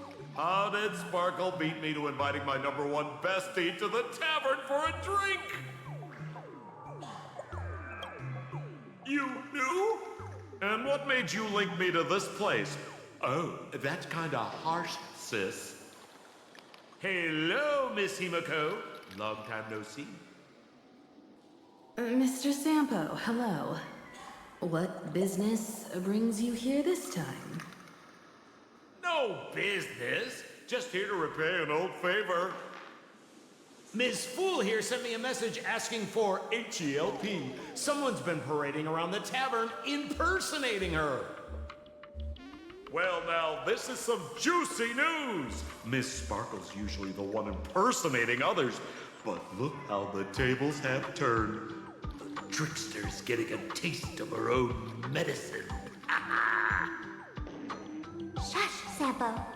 I brought you here to repay a favor, not to gossip about me. Oh, I've suffered the embarrassment of losing my mask myself. Thanks to Miss Sparkle's mercy, I didn't end up stranded, so here I am today, ready to help you out. No questions asked. All right then, let's get to work. Get to work? What are we doing? Naturally, we'll fish around in these thrones where humans dump their worries and find the worries that Miss Sparksy left behind. You want us to unclog your toilet? I'm not joking. Don't be too shocked, you two. Let me share a little secret about how we masked fools stay mentally healthy. Drink a mood lifter like Bomb's First Drop, and all the harmful memoria in your body, you know, the pain, the worries, gets purged in one go. That's how fools pull pranks and have a blast without a shred of guilt. So, all that memoria has settled under this bathroom. And you want to sift through it to find Sparksy's worries and catch her thoughts before she acts? If luck's on our side, maybe we'll even dig up the secret to beating her. What's wrong, man? You don't look so hot. I've got no objection to the task, but doing this barehanded, I refuse. Oh, don't worry. When has old Sempo ever come unprepared? Trust me, I won't let you get off that easy. Emotional impact drill. Sorry. Wrong gadget. Oh, this one. Hey, have you heard of a dowsing rod? Well, forget it. I'll spare you the theory. Oh, I tuned the drill bit to resonate with Sparkle's temperament. It'll drill out memoria fountains with similar emotions. But fair warning, use it carefully. It's been a week since Sparksy was here. Keep your guard up in case something else comes bursting out.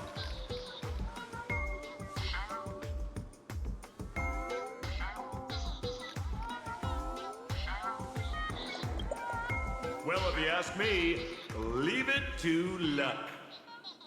We don't have time for luck. My radar says that Pompous Imposter would pick the highest spot to vent. Exactly.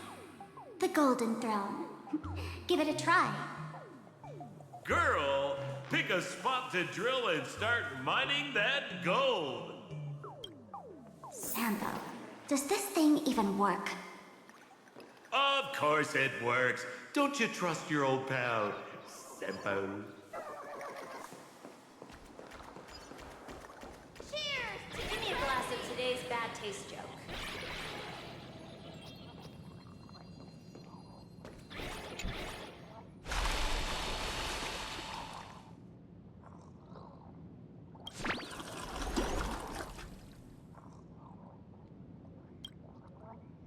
What? That doesn't seem like something she'd be worried about.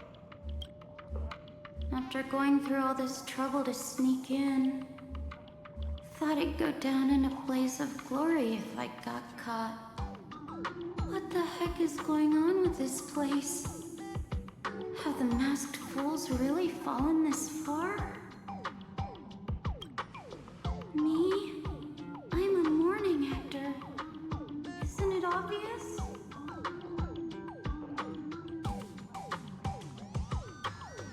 Can't you tell? I'm very sad right now. Let me tell you about my tragic mission. After the tavern issued a ban on mourning actors, I painstakingly snuck in here to reveal to them the truth that destiny is eternally sorrowful. I failed. I smashed every obstacle during the infiltration, only for the outcome to smash me. Yesterday, I went on stage at the bar and revealed my true identity to everyone and told them a tragic tale, bracing myself for their harshest punishment and farthest exile. But these fools kept whistling from below, and some bought me several rounds. Someone even came up on stage to hug me, praising me as the unprecedented masked fool. This is utterly humiliating. These bad taste jokes. Listen. Basically.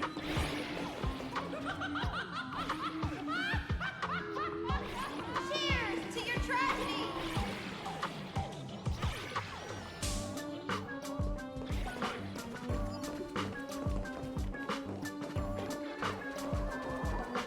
Are we gonna have a ladder competition today?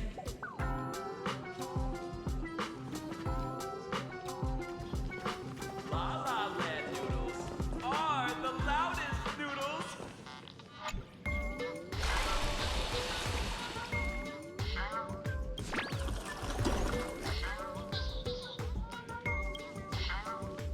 Watch out, sis! Must be some weird thing a fool dumped into the sewers, huh? Ugh. Which irresponsible exorcist did this? The tavern sewer system is not a dump. Time for some your time to shine. Time to meet again. Stars, shine for the heroes. May this dispel the gloom, destroy the skies.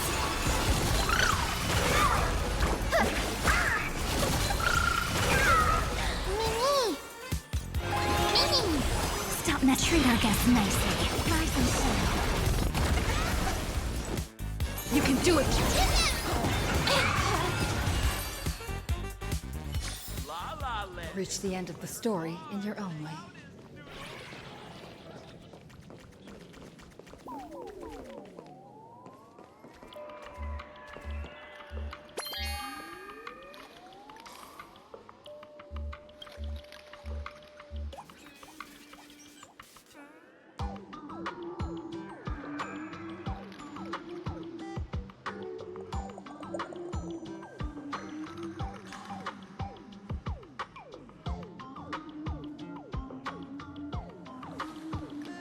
Sampo, how did you get up there just now? Oh, right! Silly me. Through that pipe on the side.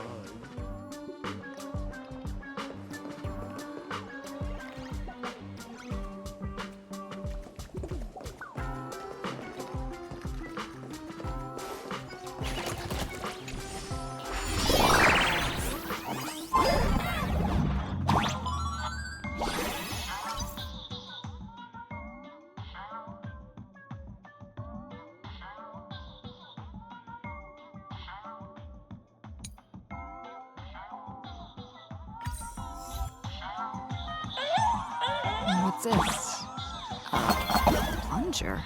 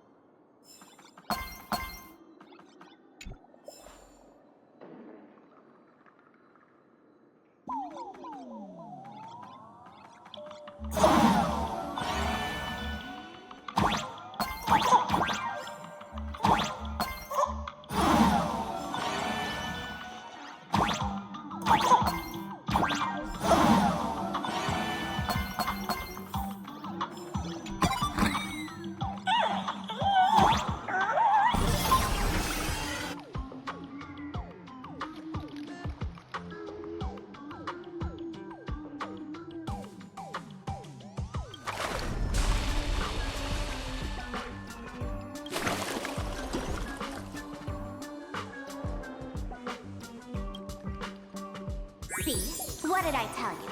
The imposter's worries have appeared.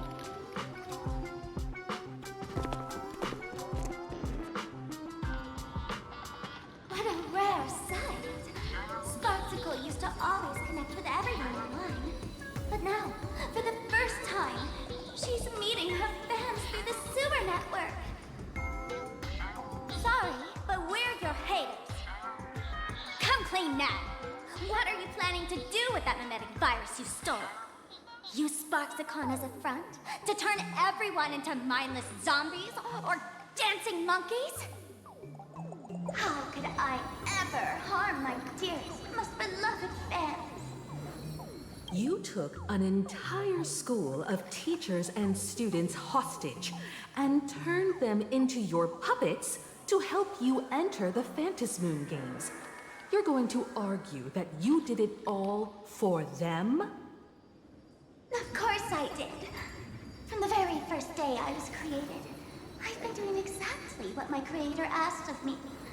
Listening to every fan's questions, empathizing with their pain and troubles. They feel insecure about being ordinary, cry when ignored by those they like, and strive to stand out because they desperately want others' approval. Sparksy hears every wish, and she answers. During these Phantasmoon Games, I'll grant their wishes through the ceremony of the Master of Elation.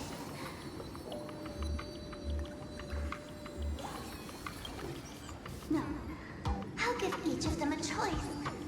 The choice to become me. Because deep down, every one of them longs to become Sparksy. To wear this dazzling mask, capture the internet's attention, and bask in praise. You must have heard that saying. In the future, everyone gets their 15 minutes of fame. Now, that moment has come. Sparksicon will turn every spectator into me! For reals? She plans to use a mimetic virus to turn everyone into herself? Oh, the answer was right there in the riddle all along. You know, I gotta say, that's very sparkly. As expected of my imposter, you're absolutely bonkers! Sis, is now the time to be tooting your own horn, just thinking about being turned into a copy of you? I can't even force a smile. Girl, what part of this is elating? Oh? And who gets to define elation? The laughter, the fools, the IPC, or every me seeking joy on the Arcadian internet? Contrary to popular belief, the masters of the Phantasmoon Games were never us, the supplicants, but the spectators spectators watching us. Sadly, the Inter-Astral Peace Network showed people other worlds in the cosmos. Once horizons widen, expectations climb. Nothing they hear or see feels fresh, interesting, or thrilling enough. And everyone fears that they're outdated, uninteresting, or unexciting in others' eyes. So the world's like a derailed train, racing toward thrills and madness. Nameless of the Astral Express. Am I wrong?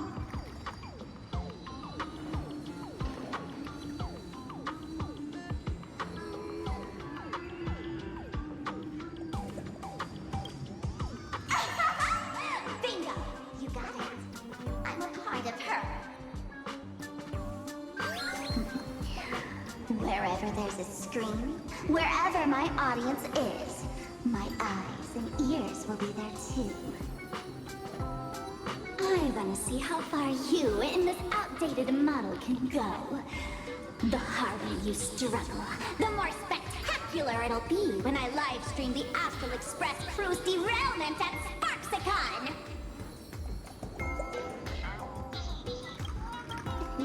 I'm looking forward to your resistance, Nameless. Oh, heads up, everyone! She's getting serious.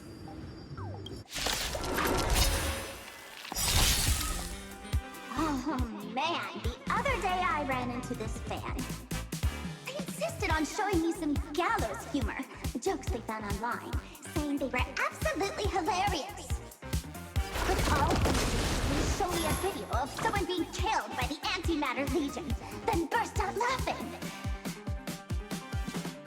Come, let's all enjoy this gallows humor together! I'm on it. We can do it! Mavis, dispel the gloom, destroy the skies!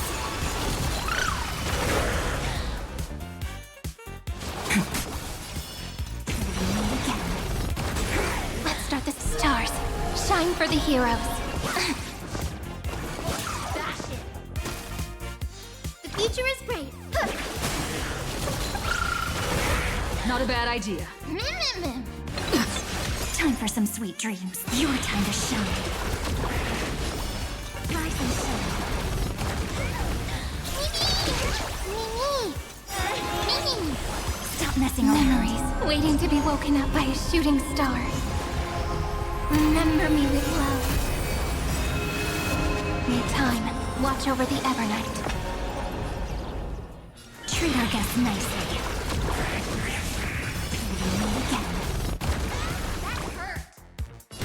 Have some sunshine! Next time it rains, I'll be there. Umbrella Prepare to awaken the... This is eternity!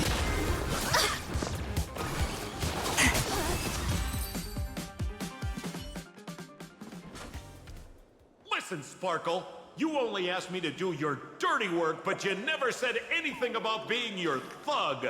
You owe me compensation for emotional damage.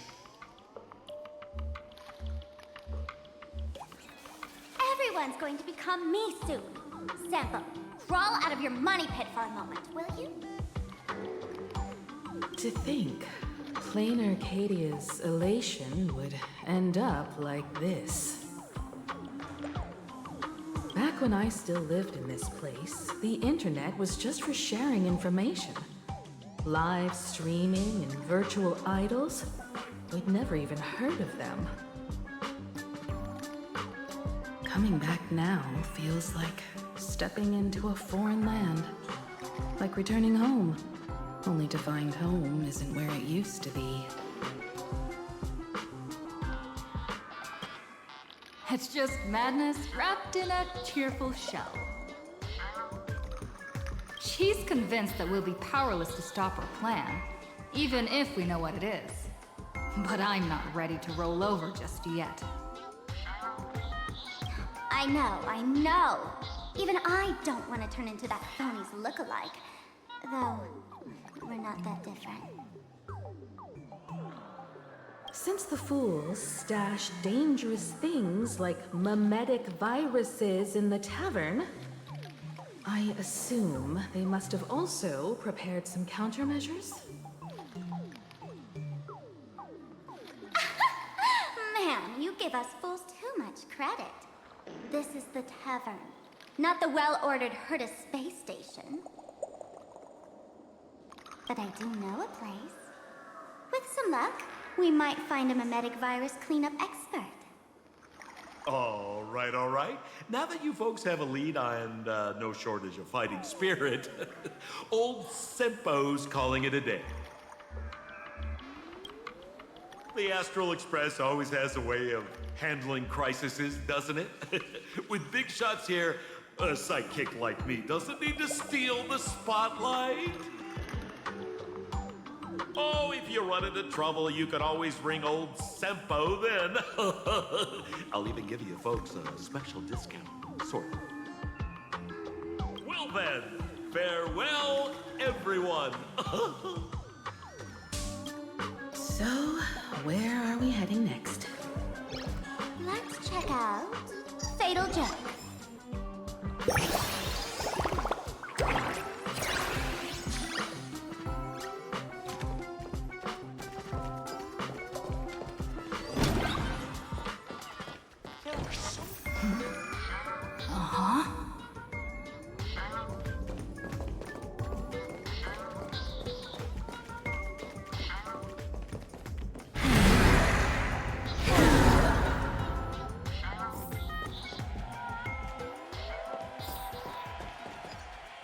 This place feels more like a maze than a tavern. Well, it is a space-time maze, after all.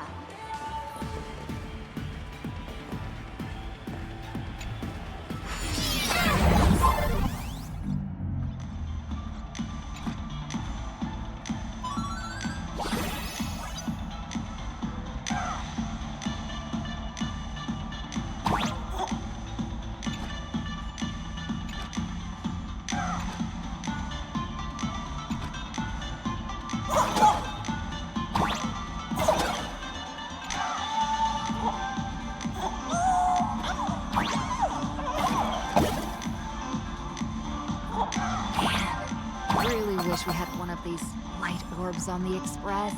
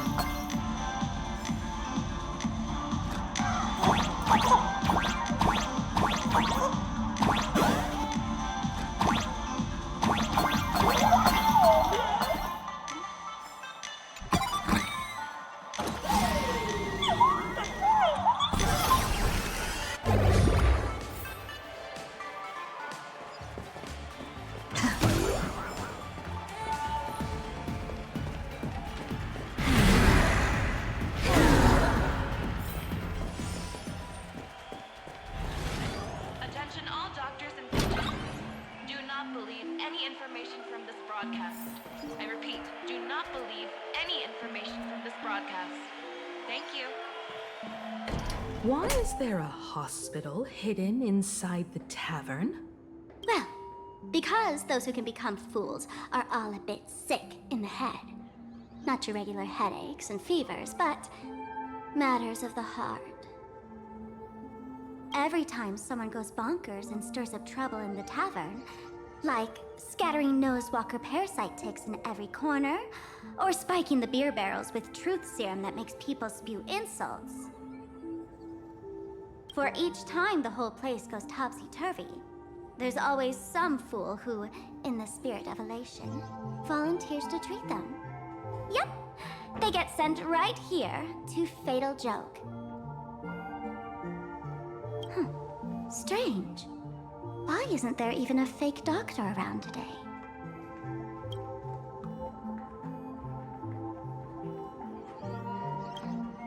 Even if some fool claims to have a legit medical license, you wouldn't dare trust them, would you? Attention patients. Please refrain from eating beef hot pot in the hallway. If you wish to dine, please invite the hospital director to join you. Thank you. Would Dr. Hartman from plastic surgery please report to the director's office immediately? This hospital doesn't even have a plastic surgery department. Who on earth are you? Dr. Zhongshan from Mental Health Care, please report to exam room 1. We're 1 player short for cards. Thank you. Is this a theater or a hospital? Alert. Patient detected ahead. Patient detected ahead. Please line up in an orderly fashion for registration and wait for the doctor to begin consultations. Patient number 01, Akavilli. Is there a Miss Akavilli? Miss Akavilli, diagnosed with Stellaron symptoms per the records. Are you present? Please proceed to exam room 1. They called you by name, Miss Akavilli. You might as well go take a look. I'm extra sick, and I'll spread it to everyone I see!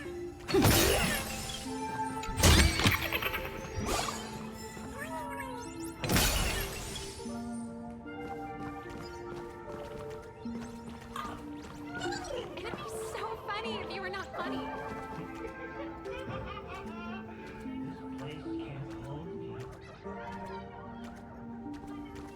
Attention, Professor Skaven from the Department of Psychiatry. Please proceed to consultation room 7 immediately. We're 1 player short. You're finally back, Akavilli. I've reviewed your clinical records. Your Stellaron symptoms are stable. Continued observation will suffice. I'm your presiding physician.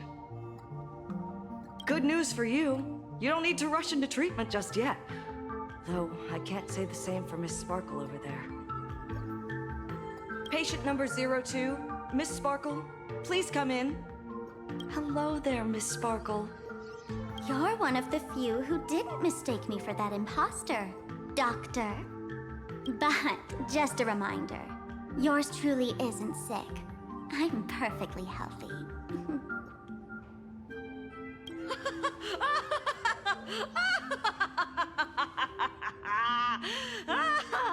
Oh, everyone who comes here says they're perfectly healthy. I've seen so many patients, and you're among the most severe. I could already make an initial diagnosis at first glance. Your ailment is loss of self. If someone can transform into 10,000 characters, would she still remember her original self? Good question. But if someone could become 10,000 characters, does the original even matter anymore? By the way, Doc, are you familiar with any treatment protocols for mimetic viruses?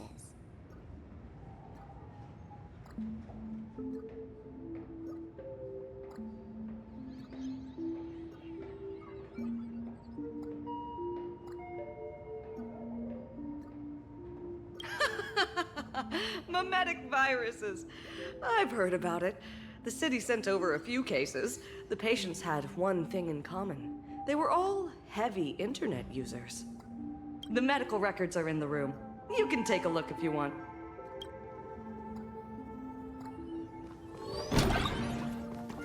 The medical records are in the room. You can... Attention. Is this Dimension City? How is that possible? The tavern's spatial structure is bizarre to begin with. It's not that strange to see Dimension City here.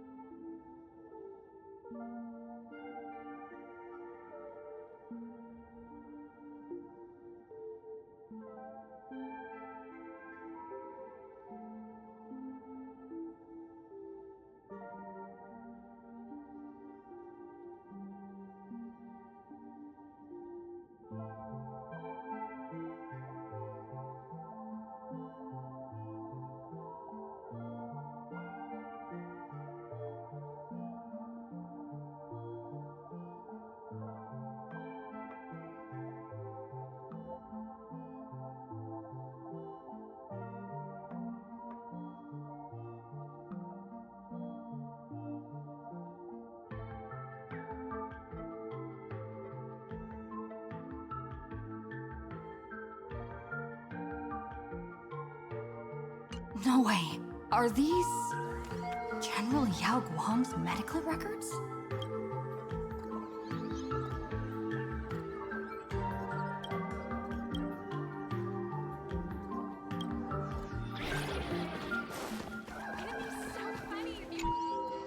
The medical records are on the bookshelf. First pile on the left.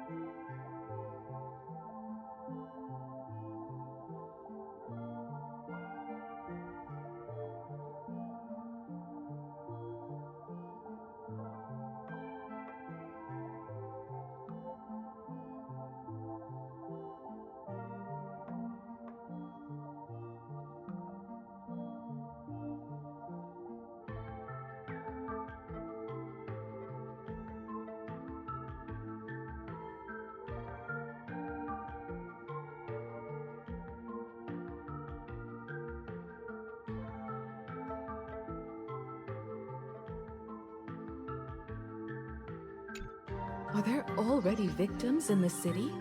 To eliminate the mimetic virus, helping Patient Zero face reality is a crucial phase of the treatment.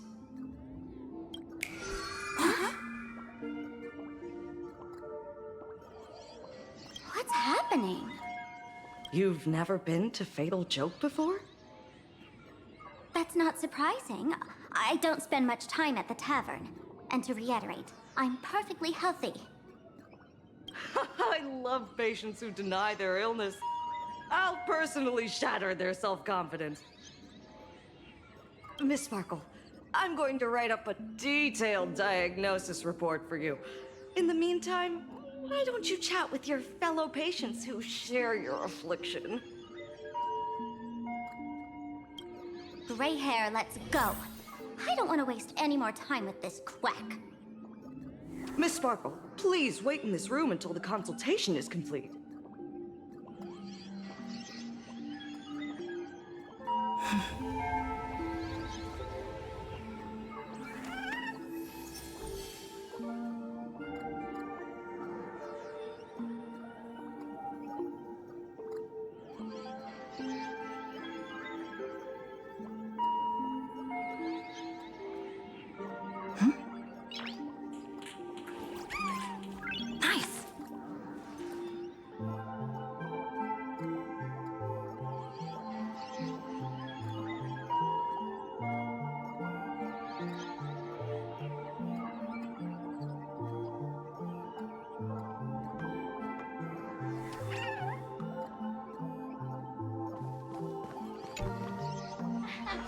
Sparkle, you're back! You seem happy. Yeah, I'm keeping my spirits high, just like she asked. Sparkle, Sparkle! You're the one who told me that a smiling mask will never have bad luck, aren't you? This world doesn't want to see too much sadness, cruelty, rage, or pain. You told me that I just need to smile, no matter what. I did everything you asked. But why did you abandon me? Right now, I just want to scream! To cry! To shout! I just want to devour you all! Just how many masks have you thrown away? Don't worry about it. Everyone sheds just as many versions of themselves in a lifetime.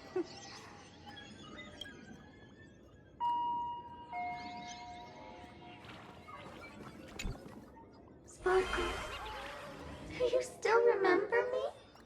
More people got my name right today than in the past week. I'm so touched. I am your original mask. The Sparkle Roll Mask. The archetype of a bright maiden doomed for a short life. The avenger who perishes with her nemesis. The lover who dies for love. The young artist driven to madness. You used me to win fame, applause, and countless eager gazes. So why would you cruelly cast me aside? Please, wear me once more. The worst thing an actor should do is be tied down to one type of role. Do yourself a favor and stay down. The diagnosis results are in, Miss Sparkle. Mr. David Day. Hey there. Are you also troubled by the same illness as me? What illness do you have? I once suffered from a disease called Fool. A masked fool named Sparkle grew out of me, slowly becoming one with me. She used me to bear all the pain caused by her performances, left me battered and bruised, while she slipped away from everything. But I was lucky enough to find this tumor called Sparkle. And I expelled this malignant growth from my body. You're just a tool I discarded.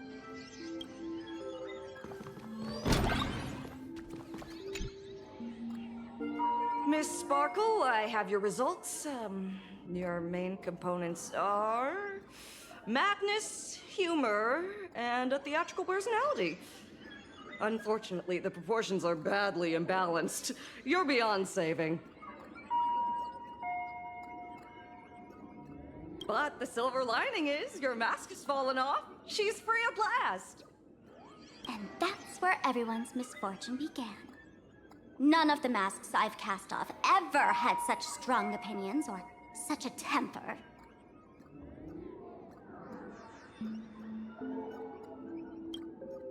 She no longer needs to be corroded by your cancer of rationality.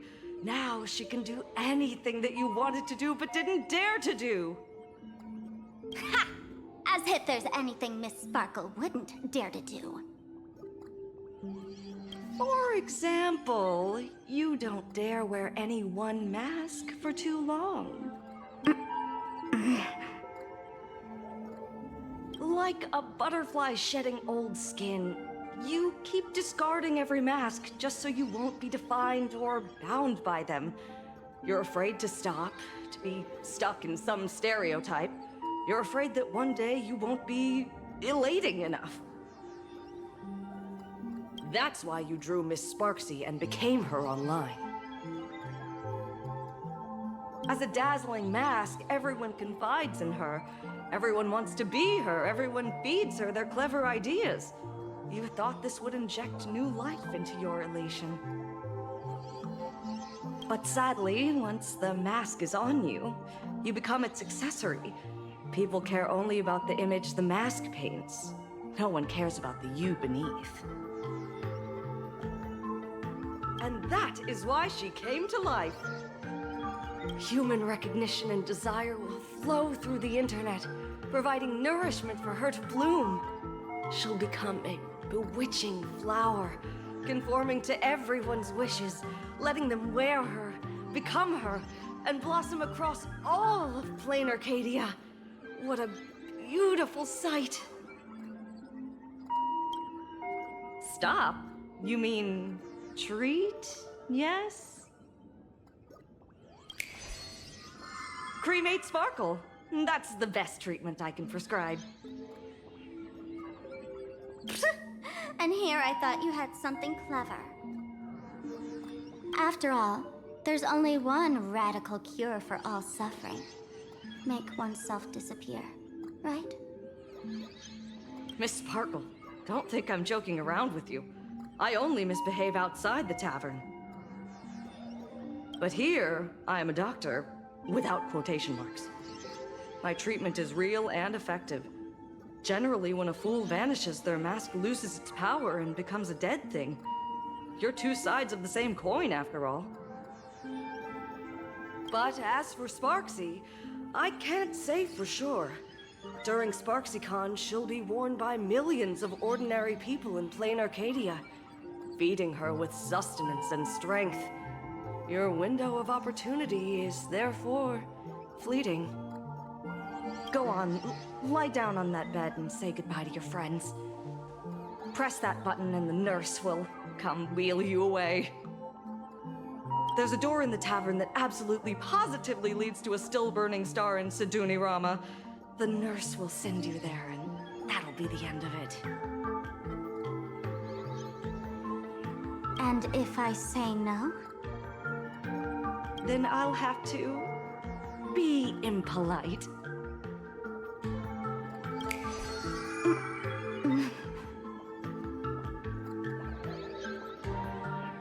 Miss Sparkle, nameless, the choice is yours. As for me, by the laughter above, I've got to catch the next ship out of this dump. Hey! What's going on? Why am I pinned here? Gray hair. Ma'am Navigator. A little help? You need me! I can help you defeat Sparksy! Hey! What's going on? Why am I pinned here? The mask of the masked fool represents what you wish to become.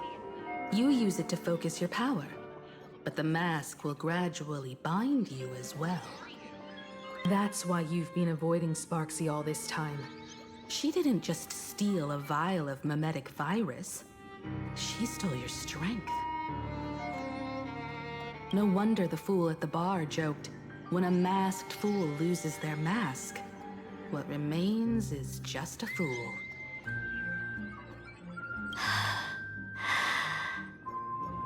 Yes. Every fool has at least one such mask. Not mere decoration, but a part of our destiny crafted by our own hands.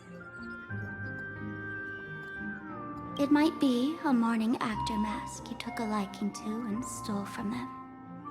It might be a head accessory you personally sketched in a moment of inspiration.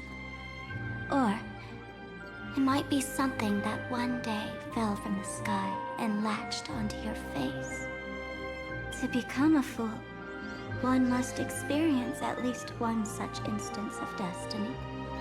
The moment of masking one's face. Through the mask's eye holes, we gain a different perspective. Finally seeing how the universe is simply churning with endless jokes and the absurd nature of our existence as living beings. The mask is who we want to be. And now, this imposter is more me than I am. Do it! Press the button. Call the nurse and cremate Miss Sparkle. At least then, the imposter will lose her power for a little while. You should be able to take her down easily, right? You're not actually going to press it, right? Give us a moment to hesitate, to think. Waiting is torture, you know. You're not doing this on purpose to punish me, are you? Hey, gray hair! Say something!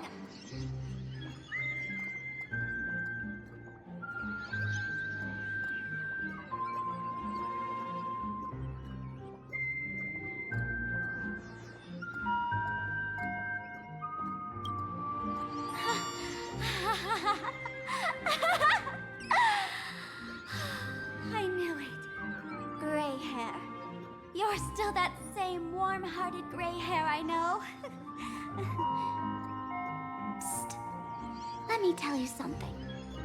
While no one was looking, I already popped the battery out of the button. This was a test, and you passed. Since the fool made her choice, she must have a plan to reclaim the mask, right? If you dare say no, I'll press this button and let the orbital cannon cremate you for real. Your sticky little fingers aren't fast enough to steal this battery, are they? There's a way. There's always a way. Miss Sparkle will definitely take responsibility and work together with everyone to stop Sparksicon.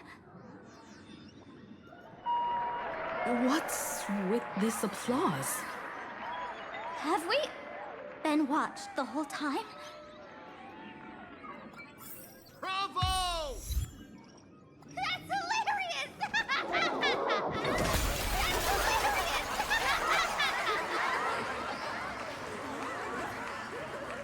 So the audience watched our every move in that treatment? Is this a hospital or a theater? That's life for you. While there's life, there's judgment. In every unseen corner, countless judging eyes are watching, diagnosing, and writing their own prescriptions. I must admit, Fatal Joke is a fascinating place. Real shame I didn't come check it out earlier. Ignore the spectators. They're just here for laughs. They won't help and couldn't if they tried. You said you had a way to stop Sparksy. Let's hear it. What's the plan? I've got a few anti-sparkle weapons in my collection. I've always had this premonition that one day Miss Sparkle would become an unstoppable terror in this universe. Someone has to find a way to stop me before that day comes. On a trip, I met a girl who shared my tastes. She had quite the knack to be a fool. In our battle of wits, she nearly turned me into sparkle paste using the local tumbleweed specialty. She also had a massive mech with beam cannons up the wazoo, ready to blast away any time. I quietly replicated those powerful goodies from my travels. With these anti-sparkle weapons, that imposter won't know what hit her. I gotta say, I'm quite the visionary. You two, let's head to the storage area next. I've already contacted Giovanni. He's doing an inventory check of the lost items there.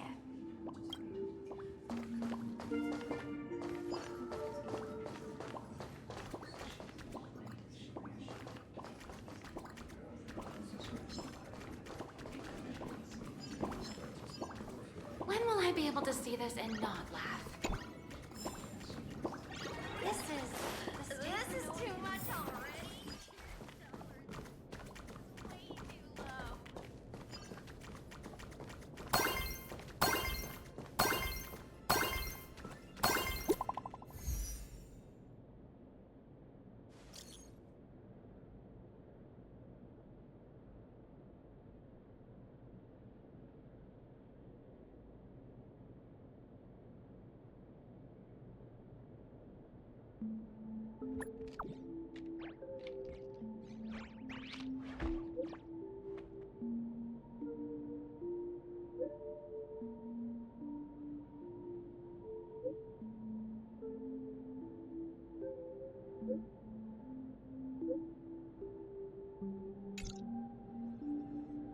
Intel from the school?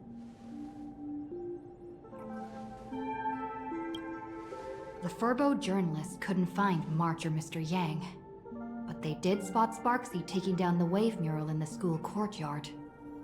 Oh? That's noteworthy. Looks like Sparksy is busy making preparations too. But why do all this? Never mind her for now. Let's check out the Fool's storage area.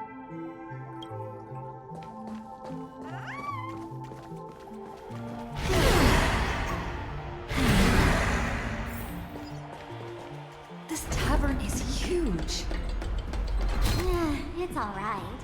I just wish there were more fun spots around here.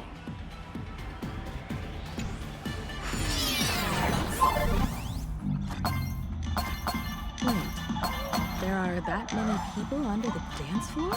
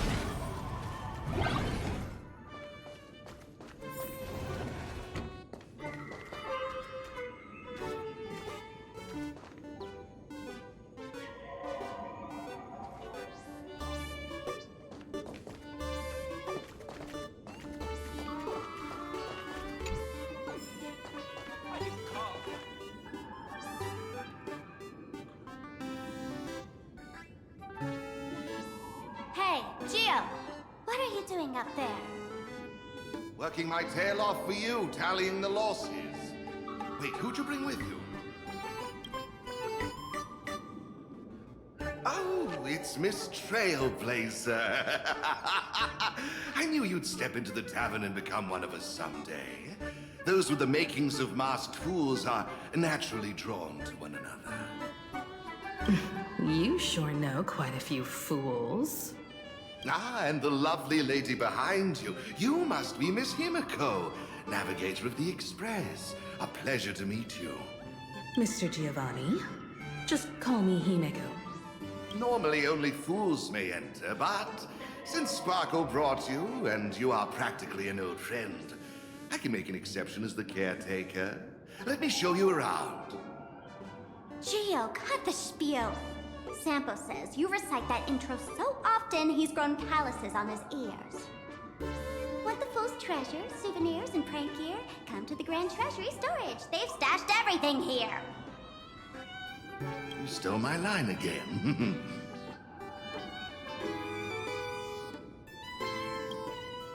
Picked it up on a trip to another world. You've heard this phrase too, haven't you?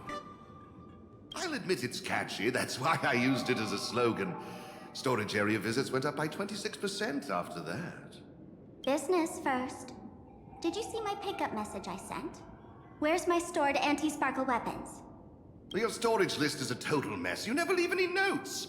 If I hadn't been called to audit, who'd know how many surprises you got stashed away? As for the anti-sparkle weapons, oh, I'd love to know what on earth that's supposed to be. Why don't you go in and look for yourself? As requested, I've linked the vault entrance to your collection room. Gio, did the imposter leave this behind? How should I know? I've been doing inventory all this time. I only just now noticed something. Hey, gray hair. Where are you headed? Huh? What's this? Whoa! That's one massive stellar jade. Let's go in and take a look.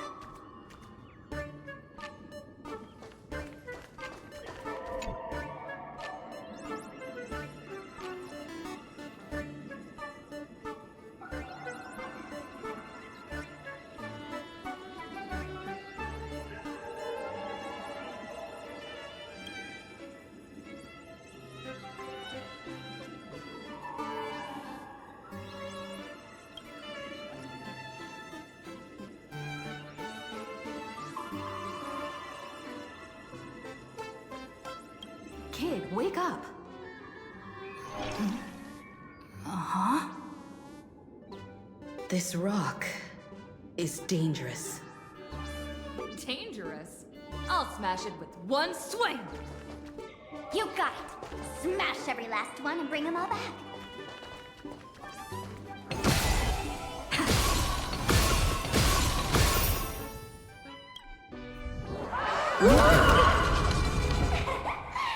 Stellar Jade is the perfect bait for catching the nameless. How generous of you. First time I've seen a thief steal something and leave something even more valuable in the vault. Isn't this exactly the type of phantom thief flair we masked fools adore? Remove a carefully curated piece and leave a gift in place to soothe the owner. A jumbo-sized Stellar Jade is surely worth a jar of mimetic virus and a few anti-sparkle weapons, wouldn't you say?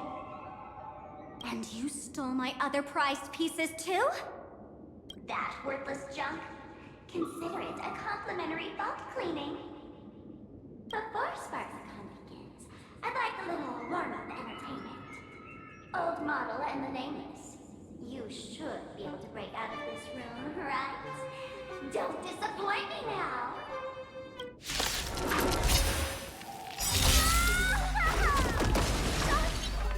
Game over! My anti-sparkle weapon has turned into a failed science project! We can do it!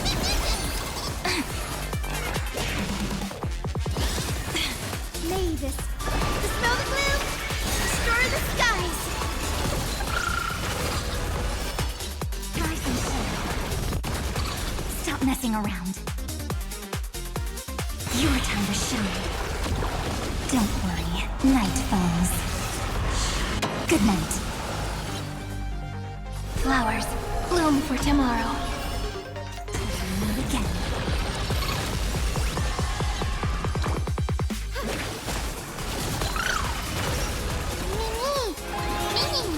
Time for some again. Again. Rise and shine. Gio, the security here is an absolute mess. You're in no position to talk. Even the drinksmith here is a temp. Count yourself lucky I'm kind enough to help tally your storage. She didn't just steal my power and my collection. She completely destroyed Miss Sparkle's reputation. This is the worst day ever. A correction, Miss Sparkle's worst day so far. Wanna make fun of me? Go ahead. Don't get me wrong. I also don't think gear tumbleweeds and giant mechs would work on someone spreading mimetic viruses. I thought of a way just now that might suppress the mimetic contagion at Graphia Academy.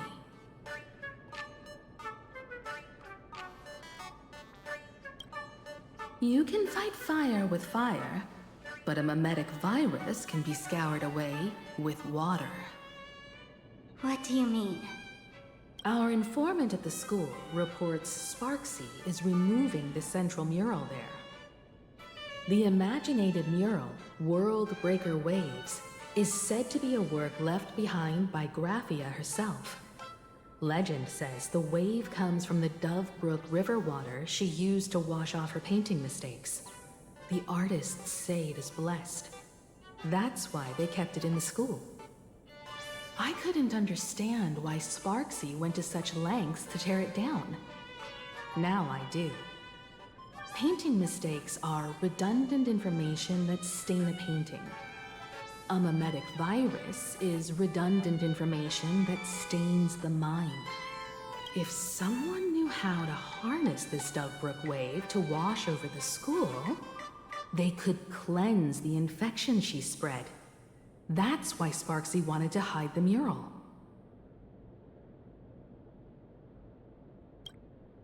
The waves on the painting aren't physical water. Only those versed in the art of imagenesis can control them. As a Graphia Academy alumna, I know a bit of traditional painting. Right now, our most directly effective plan is to break into the school, regain control of the mural, and use it to suppress Sparksy's movements. Let's go. I'll make this imposter pay 100-fold. Looks like our paths must part in haste. I wish you all fair winds on your journey ahead. Oh, if any of you feel uncertain about what's next, here's a small suggestion. Take a detour inside the Blistar light orb. For us masked fools, that light orb holds the same significance as the Phantom Moon hanging above. Deep within the orb, everyone can find the divine revelations of the Elation.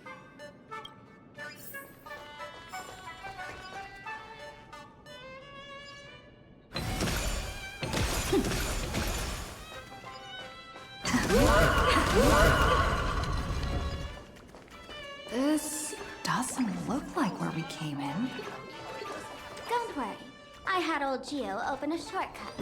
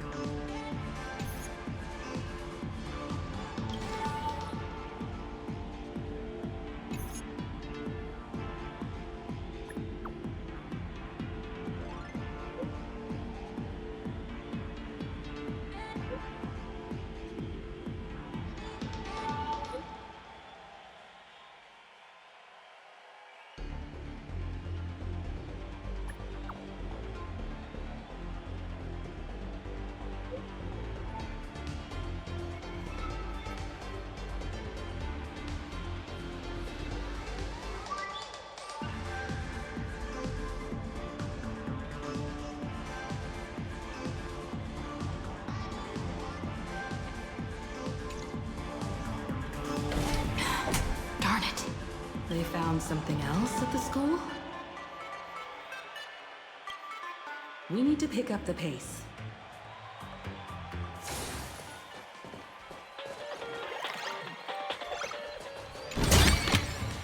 Is that all?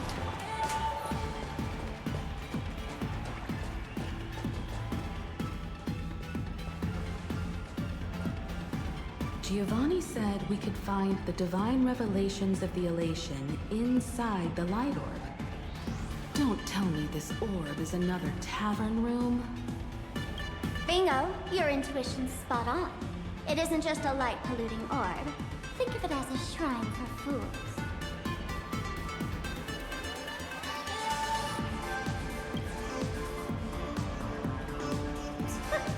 Worship sounds a bit too serious, no? Most masked fools treat the laughter like an invisible, mischievous drinking buddy. Fine for a mental toast. But if they really come looking for you, it's usually bad news. Inside this light orb is a miracle tied to a ha. It responds to any fool who approaches.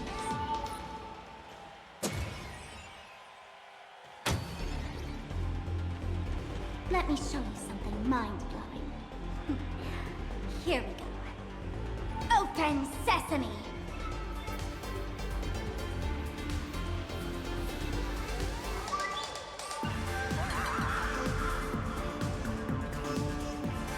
I said, open sesame!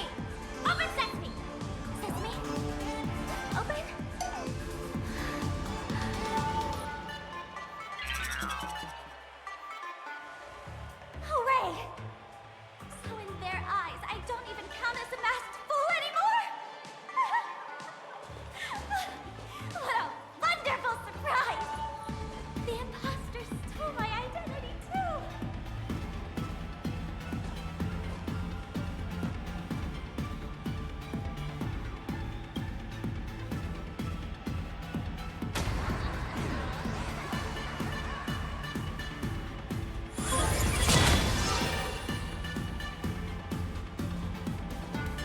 The good news is, at least one of us is still a masked fool.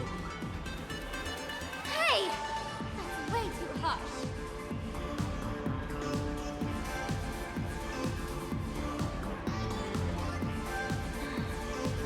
I hate to admit it, but gray hair, it's opened for you. The light orb has acknowledged you.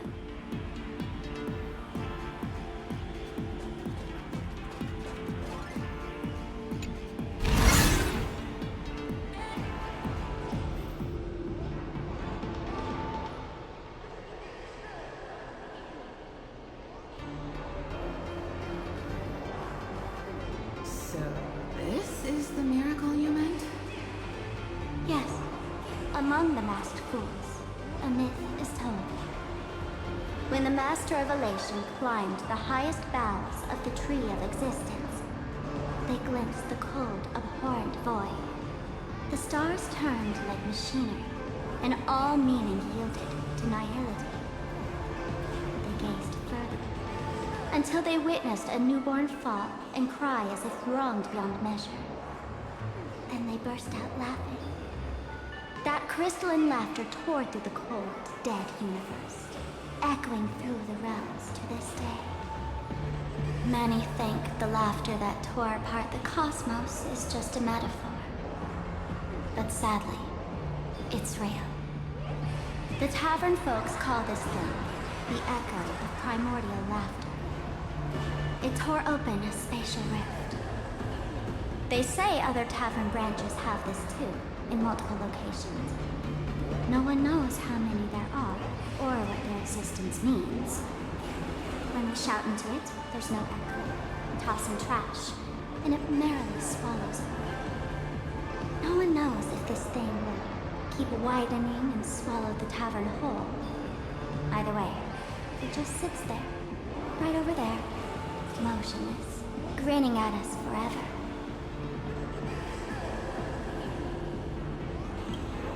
Just stick your hand in there. It's said, at a turning point of destiny, a fool need only reach into the rift and grasp something. The tavern folks call it the laughter's gift. No one knows what this thing will bring to those who seek it, fortune or otherwise. But one thing's for sure.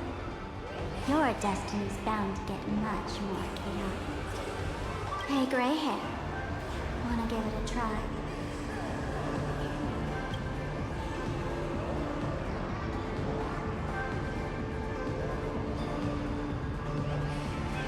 Achilles, have mercy.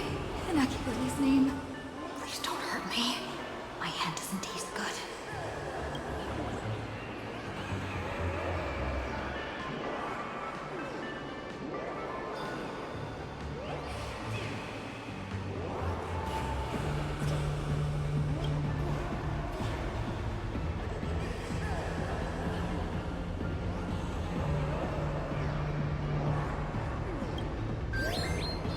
Is this? Huh? What's this?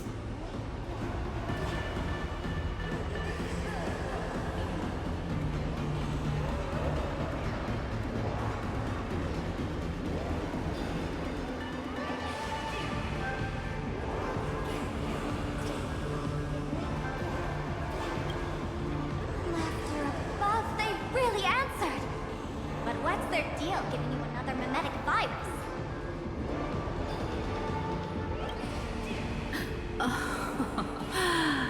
Now I get it.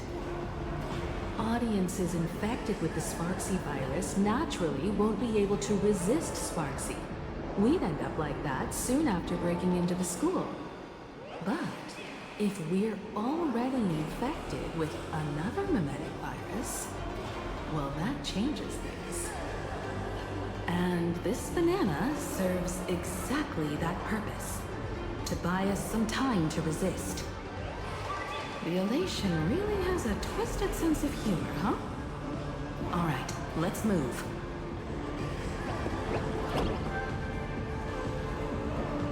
Who are you two? Haven't you heard the rule? Only one fool's allowed in here at a time. Who am I? Well, just a passing detective and his assistant. have I been asleep too long? Or has humanity sunk so low they don't even care if they turn into monkeys? Meanwhile, the ignorant criminals believed they had discovered a treasure that could change their destiny, completely unaware that what they held in their hands could shatter the sanity of the entire world! Hey, Mr. N, cut the narration when it's time to fight. Well, I gotta do something, right? Like this? Whatever floats your boat. Now, listen up, you three. Put that banana down and walk away, and I'll let bygones be bygones. But if you try anything funny... If you want to get to them, you'll have to get through these little toys first!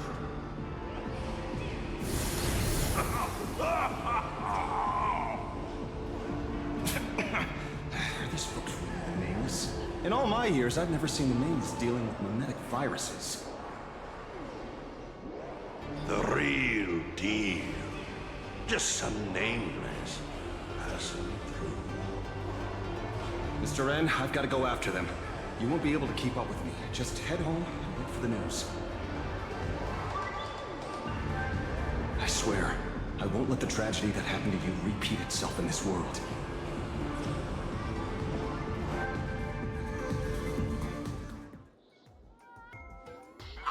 Over here! This way! Run faster! You don't want to get caught by that guy back there, do you? Yo, sis! Just how many troublemakers did you people manage to tick off when you landed?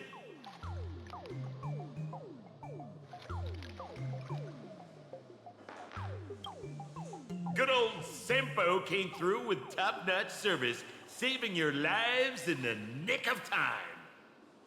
Thank you, Mr. Sampo. Now that we're all set, it's time to head to Graphia Academy for the rescue mission.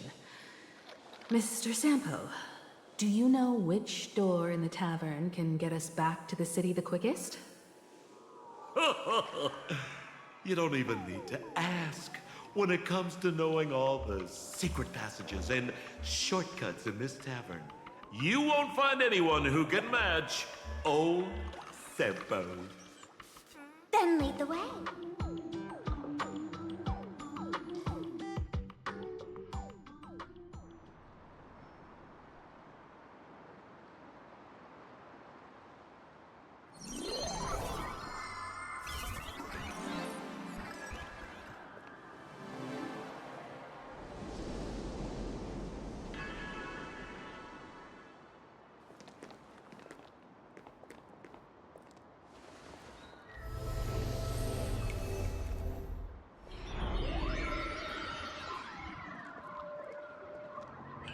Your thoughts tell me that you still have doubts about me.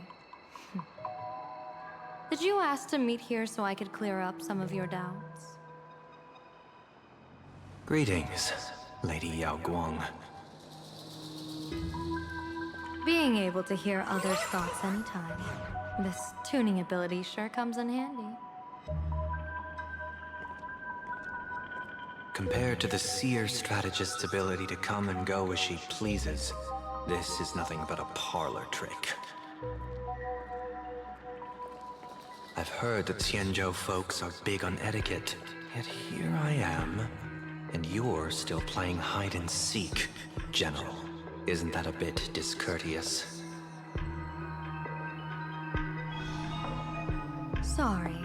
I have this old problem of suddenly disappearing. It's really something beyond my control.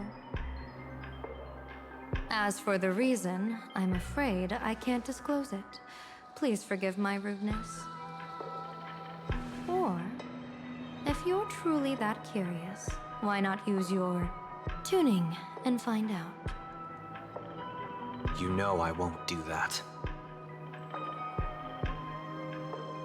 Besides, I couldn't even if I wanted to right now. Couldn't?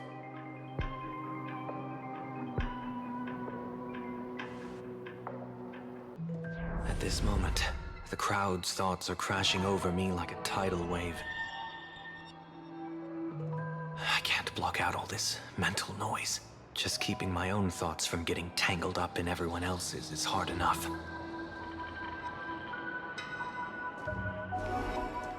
I see. So that's why. When you were speaking with Miss Himiko earlier, I accidentally intruded on your private conversation. My tuning is spiraling out of control. This mask is distorting my abilities. I see it differently. The loss of control is temporary. That mask is amplifying your power. How is this possible? This tuning power is bestowed by the Harmony. How could the Elation meddle with their authority? Perhaps the Elation simply poured more fuel into this divine authority? In my humble opinion, this mask binds the supplicant to all beings of plain Arcadia, drawing strength from those who share the same path here for your use. That's why you're hearing others' thoughts surge toward you like a tide. Your tuning is steadily expanding, and you've become the center of this melody.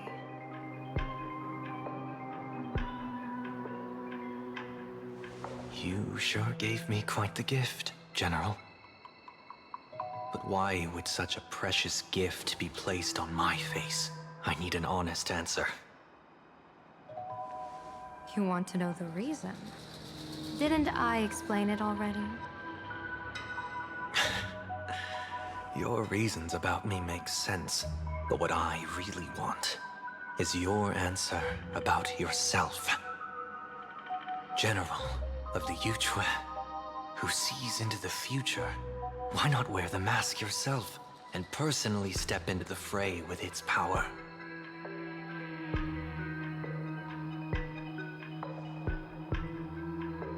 Words can deceive, but only tuning lays the truth bare.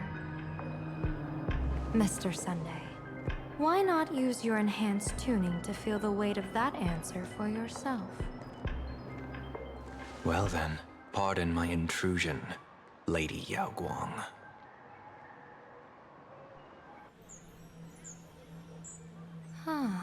So this bird on my shoulder is the manifestation of the tuning's resonance? Exactly. And these symbols I see floating above people's heads would be the wheel and woe signs you mentioned, General? That's right. To become an Arbiter General, one must undergo 3 ceremonies. The Rainbow Ordainment, the Rainbow's Gaze, and the Bestowal of Spiritus. Only then can one truly take up the mantle and live up to the title.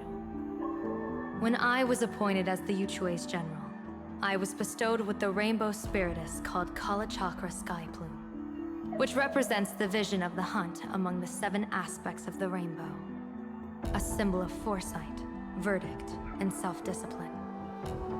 Thanks to that, I gained the Eye of Ishvara, which allows me to read the flow of destiny. Since the day I arrived on this world, every person I've seen bore a crimson woe sign above their head, without exception. Within days at most, a catastrophic disaster will befall this place. So, that red glow rising from the edge of the city is... The blazing light, formed by the convergence of all those woe signs in plain Arcadia.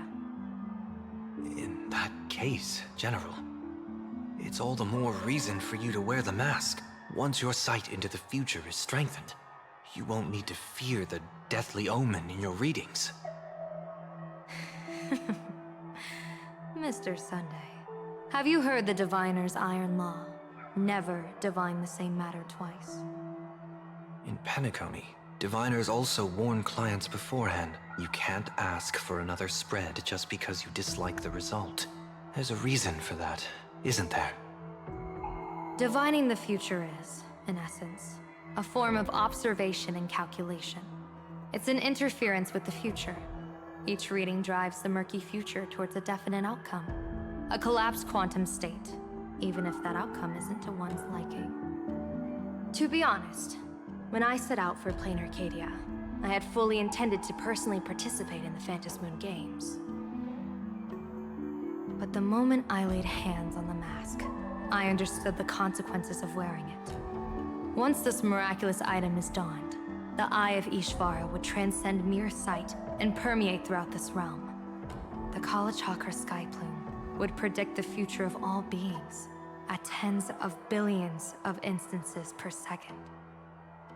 You're saying that simply by your observation, our future would become fixed. Indeed, just like how the Wisdom Walker expounded the way of destiny, anchoring the fated moments.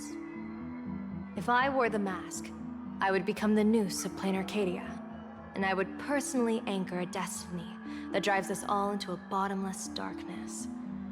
We will become locked in a dead end, with not a shred of hope for salvation. Close one. I passed the trial. There's still a sliver of hope in this round. Now that makes me even more curious. Pardon my bluntness, but the fate of billions in Plain Arcadia never had much to do with you, General. Your encounter with the Express and the IPC was merely a chance meeting. You are a messenger of the Xianzhou. Since you foresaw the omen, that an Arbiter General will fall here, you could have boarded your ship and left at any time. Why choose to stay and help us? To help this world break free of this death trap? Because I am guided by great compassion. Every life is precious beyond measure. Such diplomatic pleasantries won't fool the former master of Penacony like yourself, would they? Then, how about this reason? The Astral Express has distinguished itself time and again against the destruction, and bears an irreplaceable duty for the future. I can't just sit idly and watch you face annihilation. Give me a break. I really am terrible at all this diplomatic talk.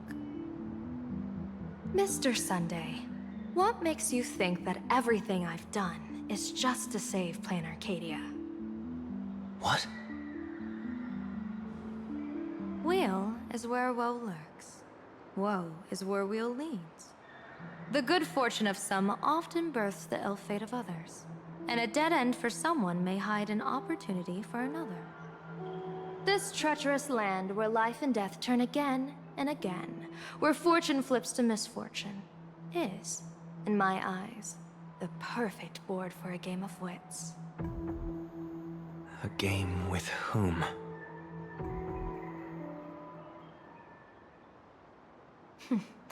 With the gods. Mr. Sunday, have you heard of the Battle of the Fonghu 30 years ago? I've heard rumors of that war, but not the details. General, are you suggesting Plain Arcadia is now facing dangers just as perilous as the Xianzhou Fanghu was back then? You got that right. 30 years ago, the Abundance Axis broke our lines and invaded the Fanghu homeland. The abominations awakened a living demonic star, intending to sink the Xianzhou Fanghu. With no other options, the Alliance staked everything on my Junior Soar's plan to operate the astronomical observation device, the Cloud Peer Telescope, to signal the rainbow for aid, using their Lux arrow to strike down the demon star. Whoever operated the Cloud Peer Telescope would not return. It was to be a one-way trip. So, your Junior Soar. You guessed wrong. The one who offered his life was my master, who taught me divination. It was Master Jingtian, then the Yuchui's Master Diviner, and the only high official authorized to operate that device. He accepted his fate and ventured to the Fanghu, going with him into certain death were Yueyu, the previous Yaoqing general who guarded the Cloud Peer Telescope, and the Verdant Knights under her command. I was responsible for assessing the entire plan's feasibility and mending its gaps. I activated the Decalite reflection barrier, calculating and casting lots again and again. I watched as the starlight, representing countless possibilities, flickered within the reflections, faint, wavering, until the vast shadow of a pondering god swallowed them whole. And they vanished into the abyssal dark at the edges of the universe. And in that moment, I understood that I had cemented my master and countless soldiers into an inescapable doom. When the Lux arrow fell, they would perish along with the enemy and that demonic star. All reduced to ashes. You sacrificed so many comrades just to ensure the enemy's fall? To Penaconians, that must seem incredibly cruel, right? As someone born in an era of peace, I have no right to judge. Perhaps the founders of Penacony could understand the necessity. Cruel or not, it was my duty. And so I had to witness and remember their sacrifice. When I saw the Lux arrow descend, I realized the Cienjo Alliance had actually directed an Eon's actions. This realization illuminated the mission of my remaining years. In this cold, merciless cosmos, when you're trapped in despair, an Eon's intervention is often the only hope. We are not ants, helpless beneath the celestial spheres as we simply watch the stars turn. Instead, their trails were forged by us, who offered up a portion of our insignificant destiny. Even beings as mighty as the Eons can be pulled by our will. Is this what you want to do in plain Arcadia? Indeed.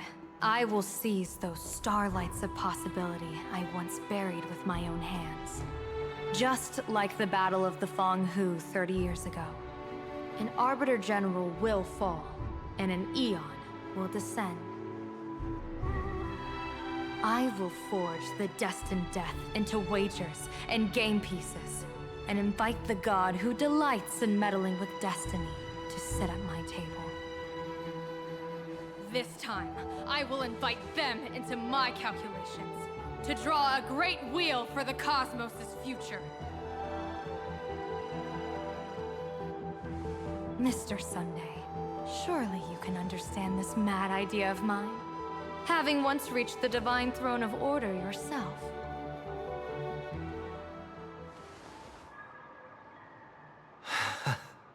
Our common ground goes far beyond mad ideas. But I was reviving a god who already lay dead and buried in the infinite dark. General, how can you be sure that the most capricious Eon would be led by your fancy?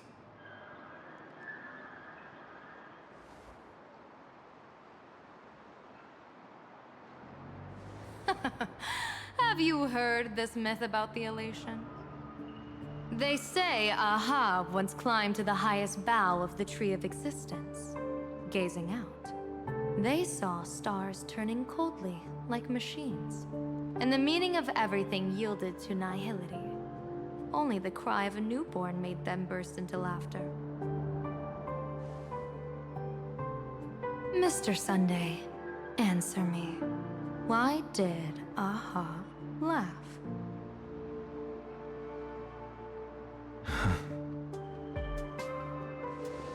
I think it's because they finally saw an audience arrive at this long, empty stage we call the universe. Oh, well said. You're way funnier than you look. As divination teaches, heaven creates 49 paths. Humans find the one unseen. We are the greatest variable this blind, mindless universe can produce. The universe and the gods set riddles for us, and we shall give them a surprise. An answer beyond the finality. Ah, looks like it's about time. Don't tell me you're disappearing without a goodbye again, General. No. This time, we will set our eyes on the same place and carve a sliver of possibility out of destiny with our own sight. Could you be talking about the school where Himiko and the others went? Yes. The crimson light bear pierces the sky today, marking it as a locus of woe. The Arcadia's first calamity will erupt there. I should have asked you to give them a few secret strategies before they left. Forget it. The stuff in those pouches is all harmless banter anyway. We should let them off the hook.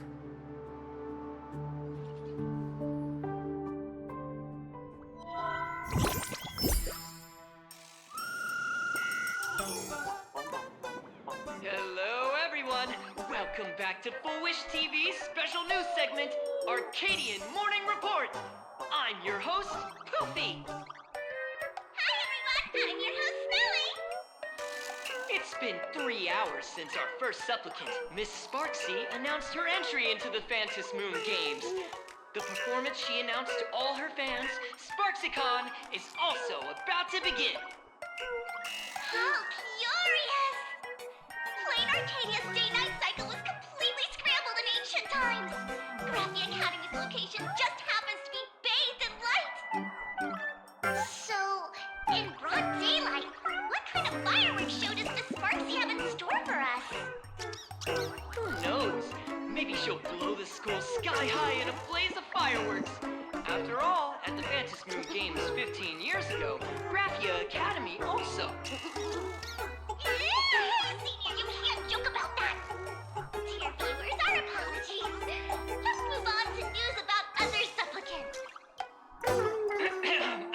According to the Department of Aberration Defense's staff, during a routine inspection of the Phantom Moon courtyard, 2 additional mask shapes manifested on the altar. In other words, 2 more supplicants have appeared!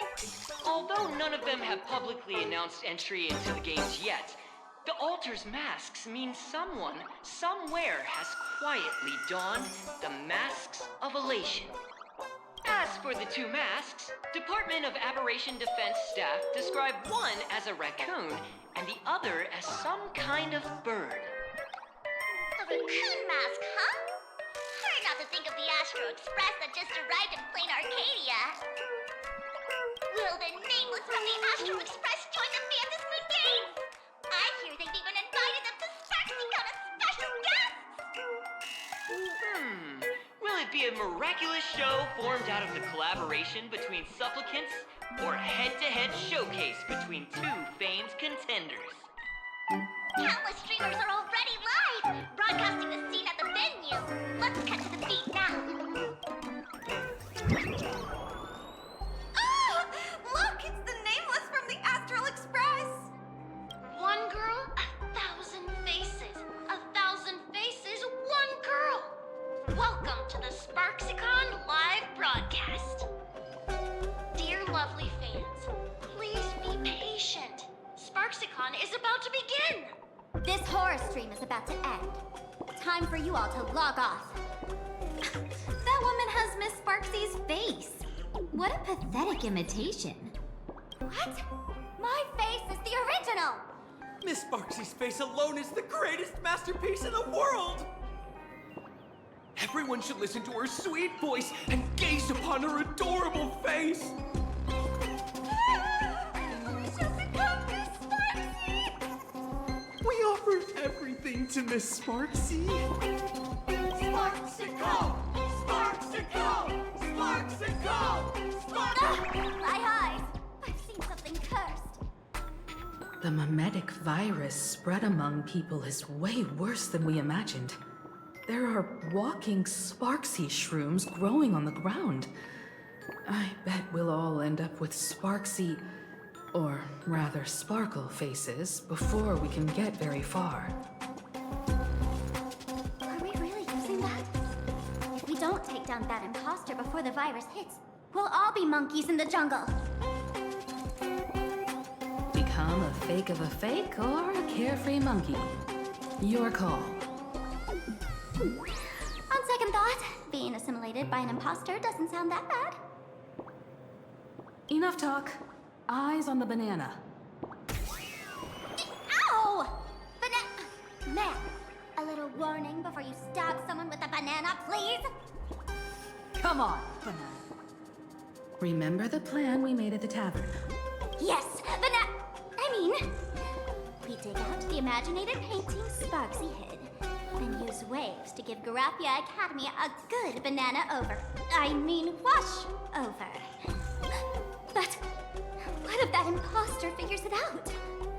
Just try to keep her busy and buy us some time. Let's do it!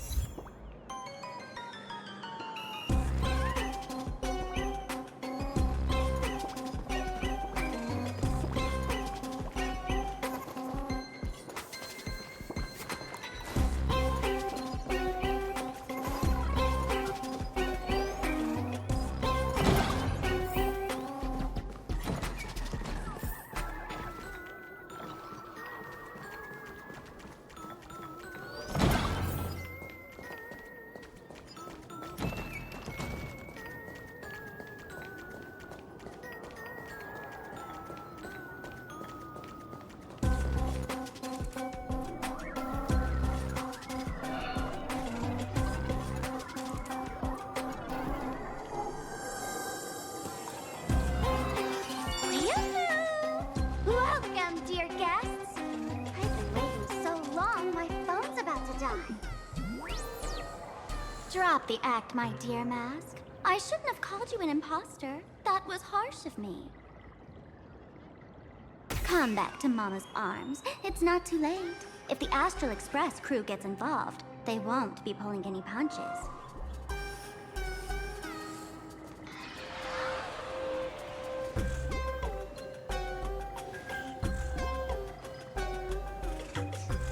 Of course I get it. Surrendering now would ruin the stage you so carefully set. Total buzzkill, right?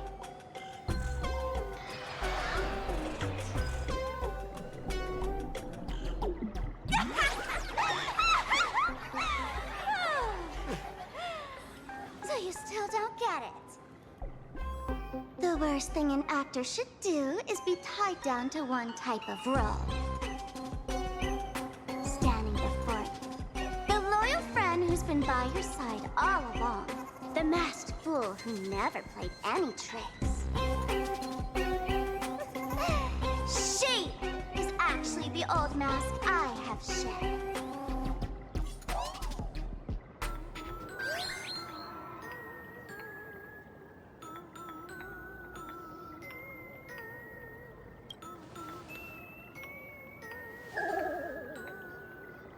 Haven't I been telling you all this time?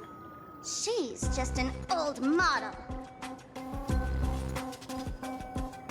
No wonder the light orb in the tavern didn't react to Sparkle. For real? That explanation is kinda awesome.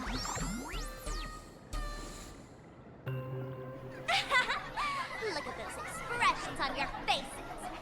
This is the best opening act for Sparksicon ever!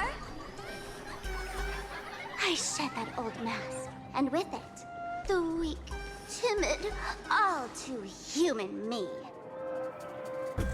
This new me will break free from all shackles, gather my fans' wish power, and stride onto the stage of the Phantom Moon Games! In return for the wish power offered by everyone in the Arcadia, every supplicant must show them what elation truly means. We will demonstrate the elation we desire!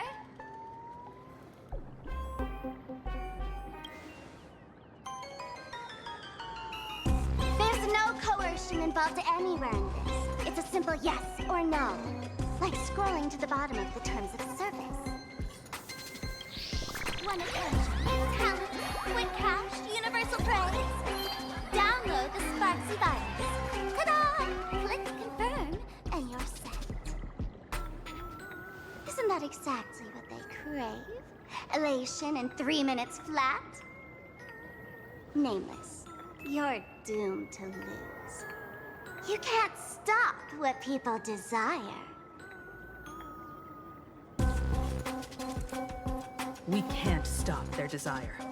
But in this stream, we'll show this Arcadia world another possibility. What did you just say?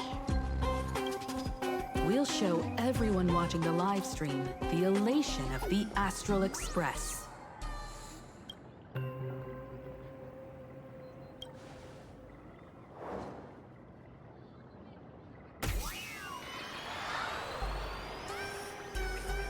You got another mask? Before Sparksicon begins, the hero of the Express will defeat the villain who tried to spread the virus. And soon, the world will watch it happen live. In their hearts, they'll long for the Trailblaze too. You were never the only option for the audience, Sparksy.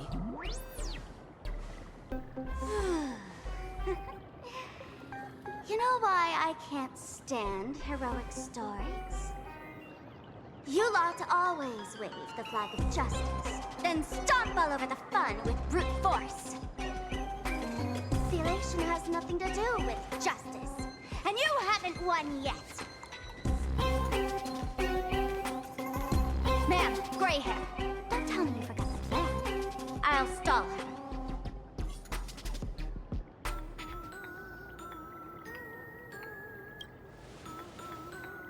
We don't have much time left, do we? I'm trying to give us better odds of winning here. There's one thing I've always wondered. Who's the real Sparkle, and who's just a mask? Shouldn't the last one standing decide that? Then let's settle it, right now! I'll make you the opening firework of Sparksicon!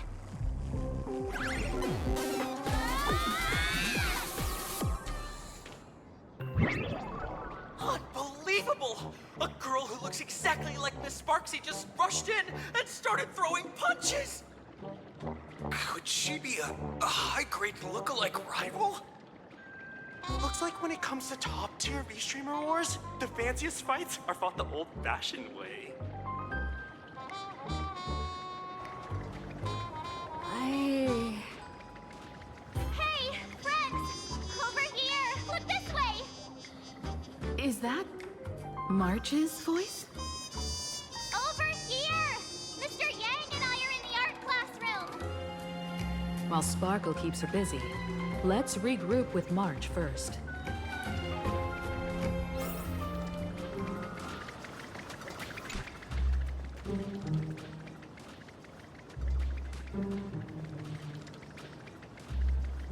A mere mask dares to threaten its master with such arrogance!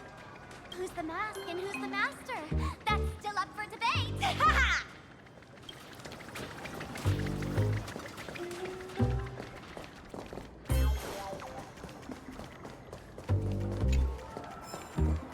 Love the sparks! Guard the sparks! Never fear the dark! What kind of trash rhyming is that?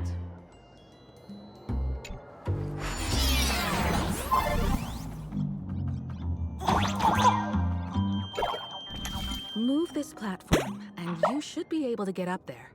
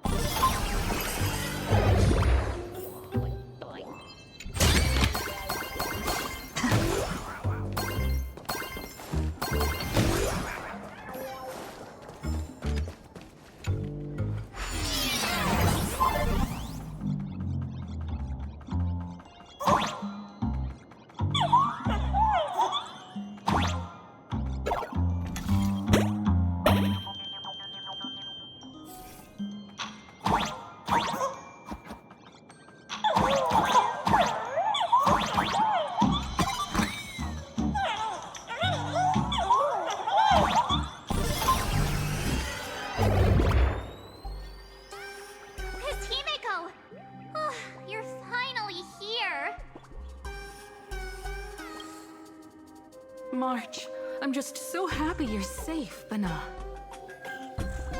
After she escaped the school, I figured she'd bring you back. So while Sparksy was away, I found a classroom to hide in. The students around here have been acting weirder and weirder. Good thing my heart is pure and untouched, so her tricks don't work on me. Hold up. Were you two just talking with some weird verbal tick?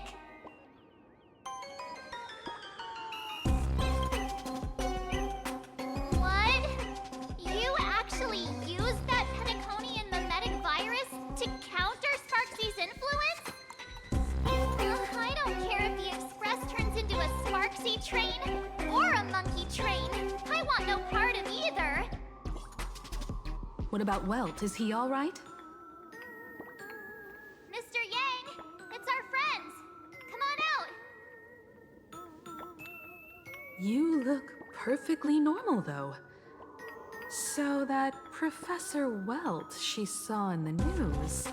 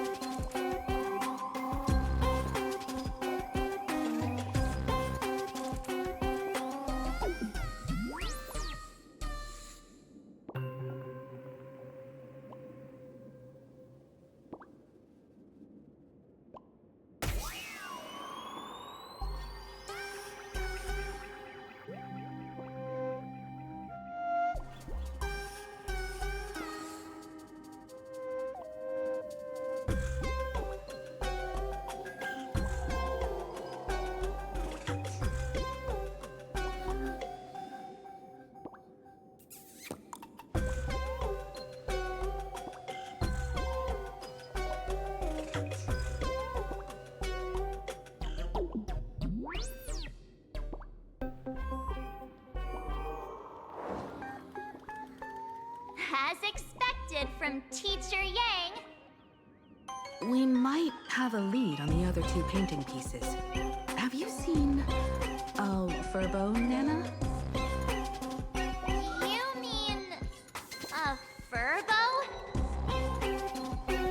We sent a local reporter into the school, but his luck turned sour, Nana. Sparksy caught him red-handed.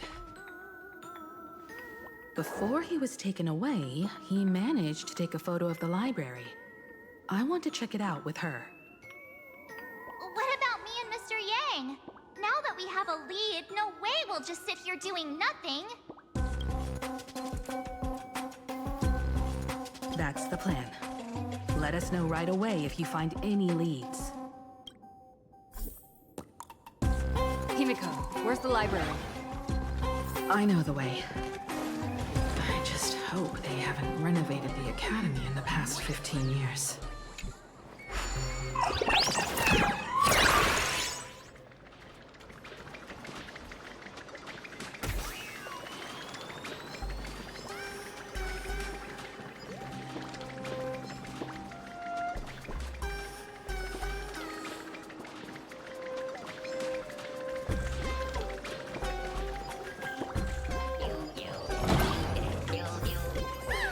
The Express crew is here!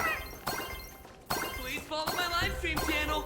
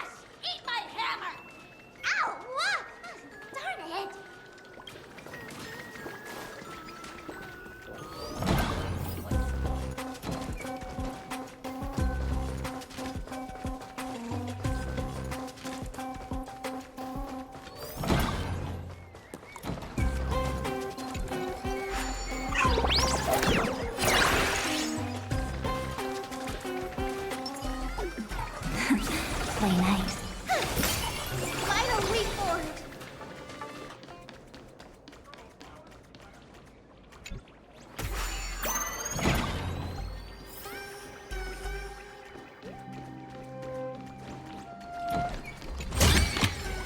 Give it some sunshine and the color will get even prettier.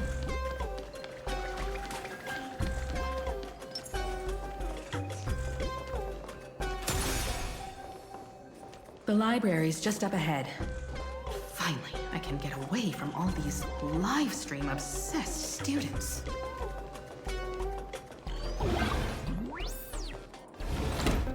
We're here, Bana. But I don't see any waves or moon. Where could it be? Like I'd ever tell you. Miss Sparksy herself ordered us to guard this place with our lives. Hey, get that stream running. Ugh, kids these days.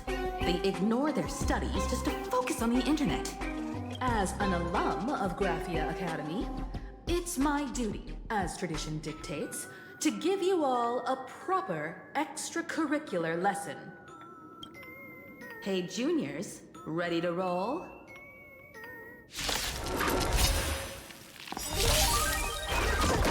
Future is great. Have some sunshine. Next time, friends. I'll be We there, can do it. umbrella in hand. Try some sun.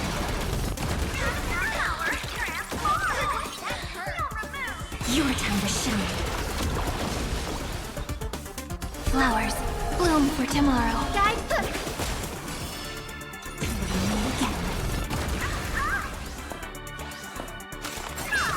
This is being in sync.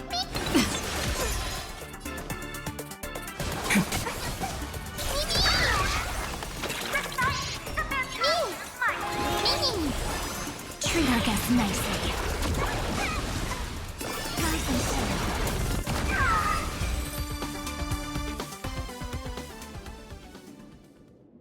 Where could they be hiding the landscape painting? After all, it's an image-nanted thing. Once sealed in a scroll or something, it'll be a pain to retrieve, Bana. Oh, right. Let's check out that photo Nana the reporter left us. Maybe we can find some clues.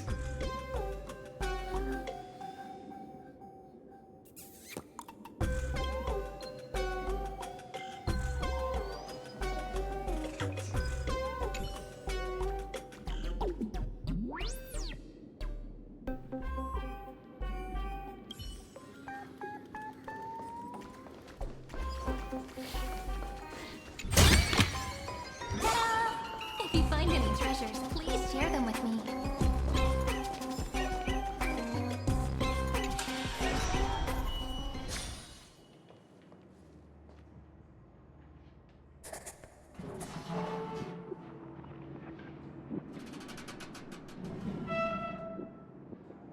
Where are we now? This place looks just like any other classroom. But something's off.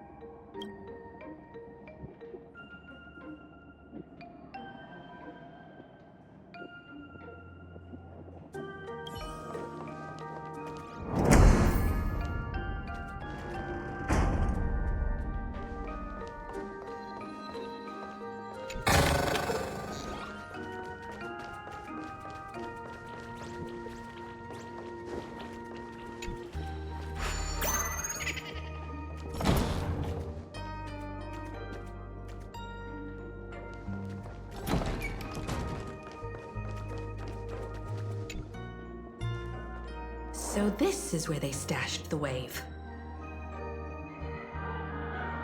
Did you hear something? I think I heard someone laughing. Something's not right. Is there something hidden here?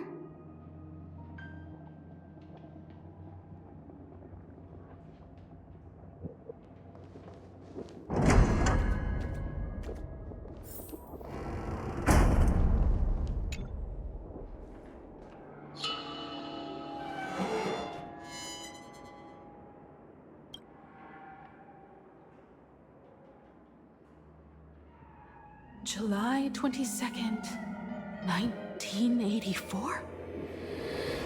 Belle? Could this classroom be...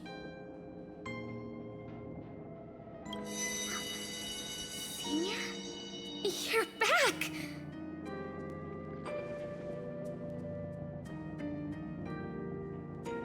Belle? And you are? But how is this possible?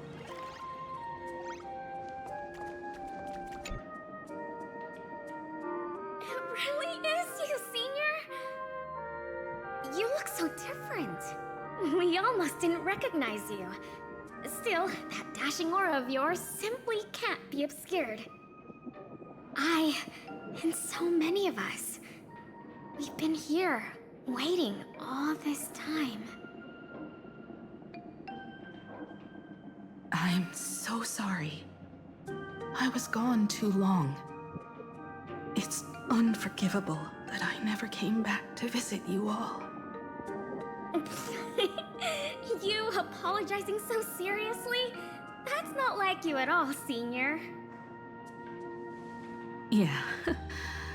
After all this time, the least I can do is smile. But all of you are already dead. Himiko. These students. Who are they? They're the shadows cast by my past regrets. Young lives buried here by a tragic accident. What? Oh no, Senior, he's here! That thing is coming! Wait, what did you just say? Everyone, hide! We mustn't let that monster find us! Run, Senior! The Herald of Death is back! Belle!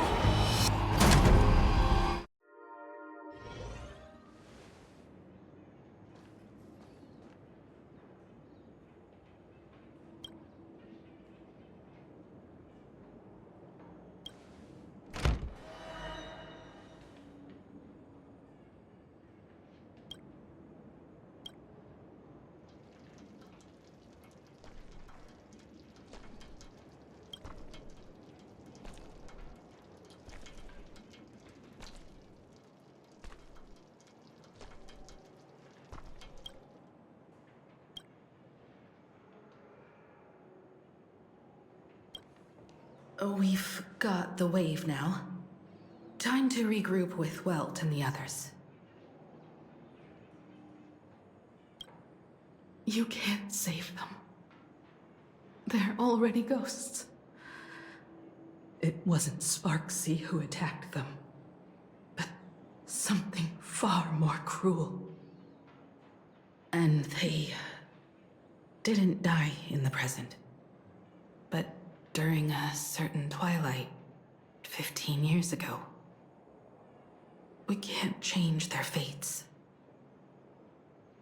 However, this definitely isn't some kind of time travel to the past.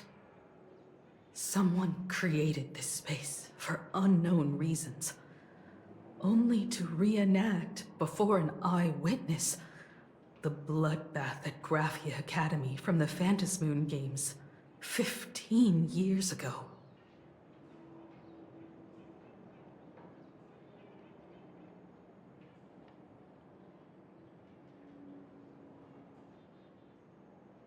That's right. but that has nothing to do with the enemy we're facing right now. I know you have a lot of questions now, but we'll have time to talk about all this in detail after we deal with Sparksy.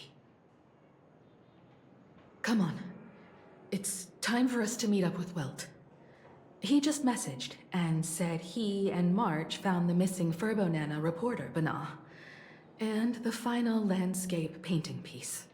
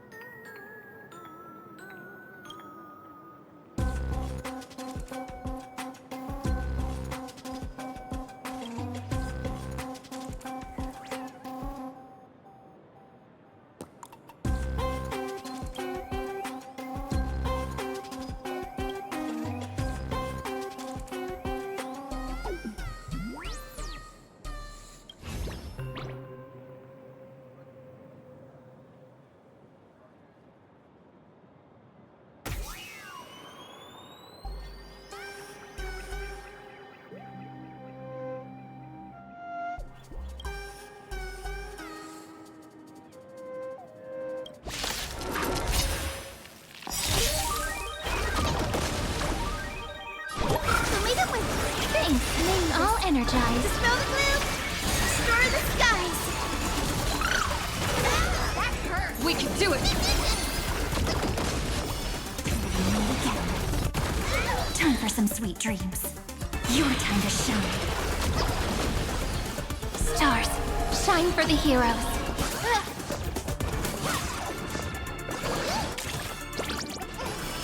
Rise and shine. Kinda hurts. You just don't learn. Have some sunshine! This is being in sync? Mimi! You can do it! Mimi! Stop messing around. Treat our guests nicely. Again.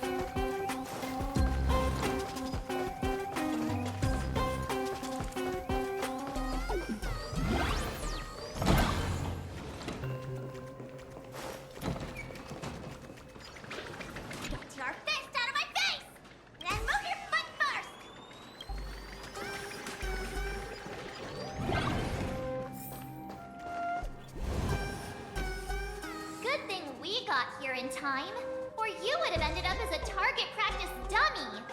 Beep boop. This Furbo nearly bit the dust. President, you're here! You're gonna give this Furbo some hazard pay, right?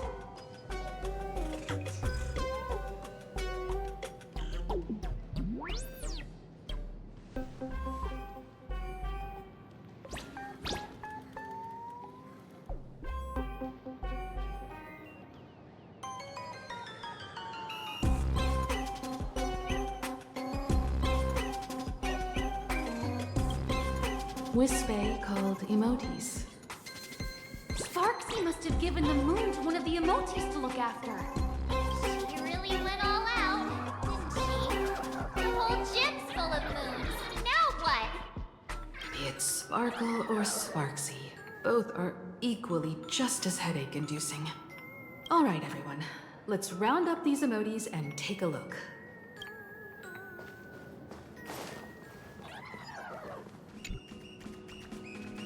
You, fess up. Did you stash the moon somewhere? It pried open its mouth to take a look.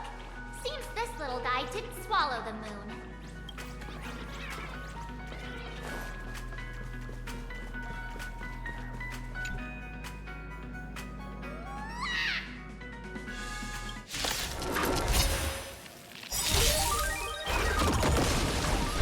Wait up, wait. Thanks. All energized. Dispel the gloom. Restore the skies. We can do it!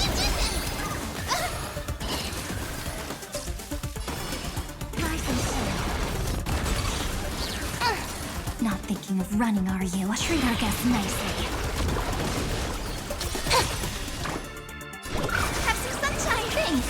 All energized. Me.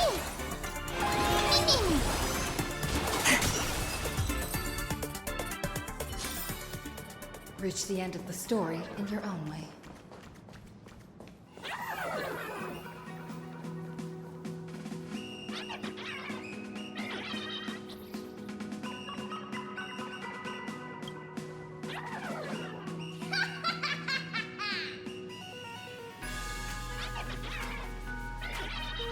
Oh, that sneaky laugh. It probably does know where the moon is hiding. But how are we meant to even reach the thing?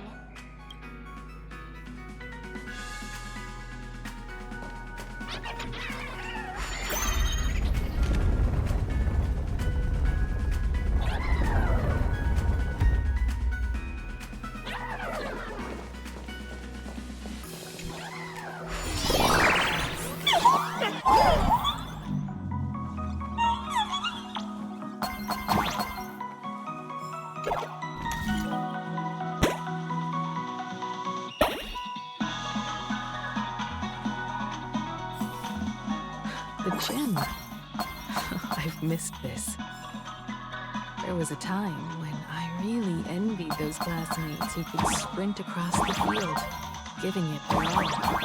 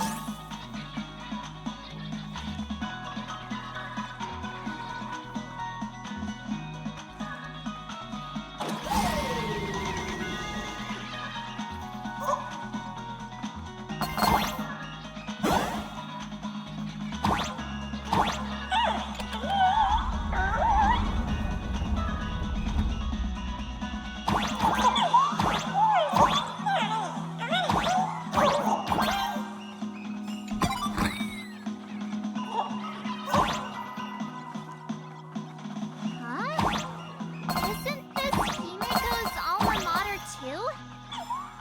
Aw, don't tell me Himeko was the quiet type who stayed far away from the gym back in school.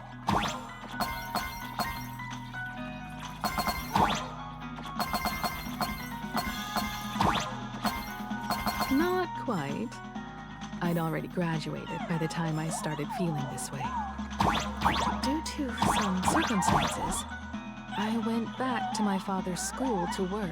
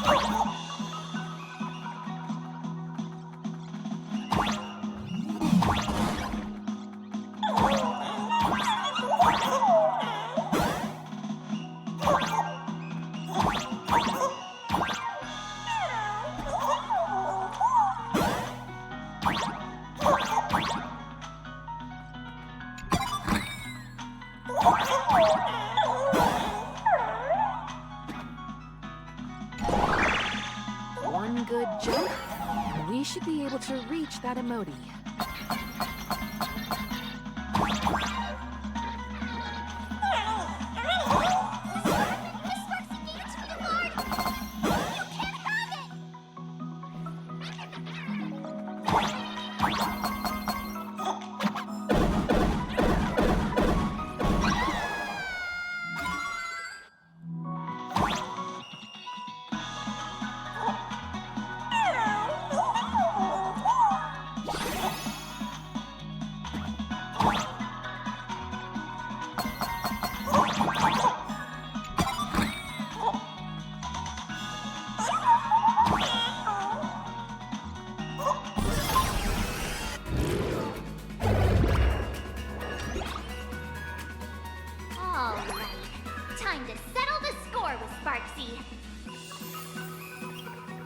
Since Sparksy dared to target the Astral Express, treating us like stepping nanostones in the Phantasmoon games, she had better be ready to become a spoil of war herself. She and I will head to the atrium next, piece the imaginated landscape back together, and help Sparkle take down Sparksy. Welt, March, I'm counting on you to protect the students at the Academy. Dovebrook's waves should suppress the mimetic contamination they're experiencing, but they might panic and run into the combat area. This time, I truly hope no innocent people get hurt during the Phantasmoon games. Don't worry, Miss Himeko. Mr. Yang and I have got this. You better give that girl a taste of her own medicine for messing with us like some comedy act.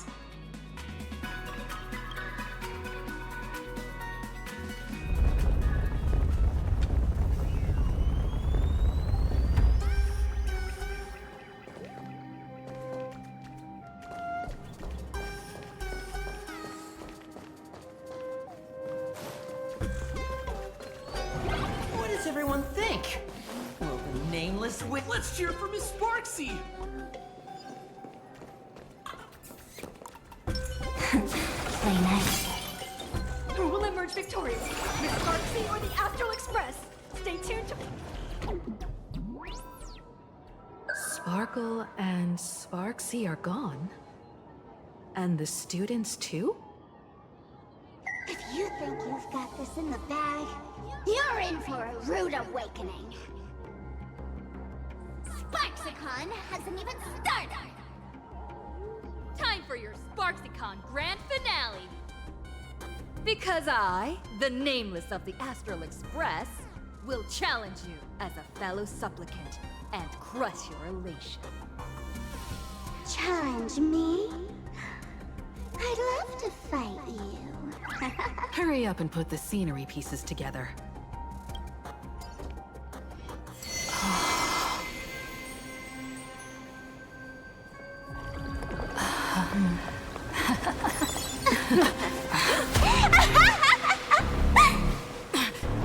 That annoying old model has already fallen asleep.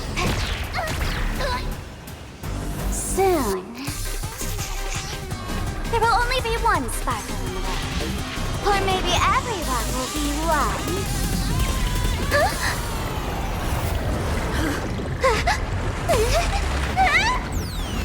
Don't attack during my transformation! Despicable! Too bad. The options has all arrived!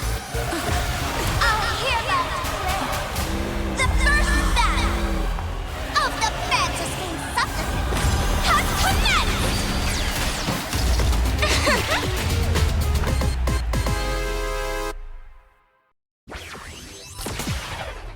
Thanks, darling!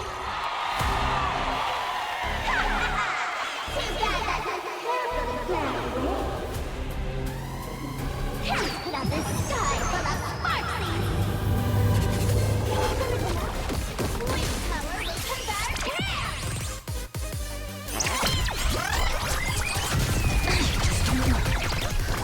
Be complete. Do need some sunshine. Break's over. Come on. I choose you.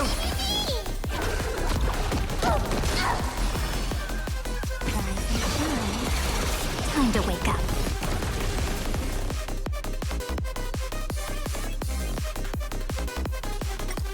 Treat our guests nicely. Mavis, dispel the gloom, restore the skies. Like a shadow voice.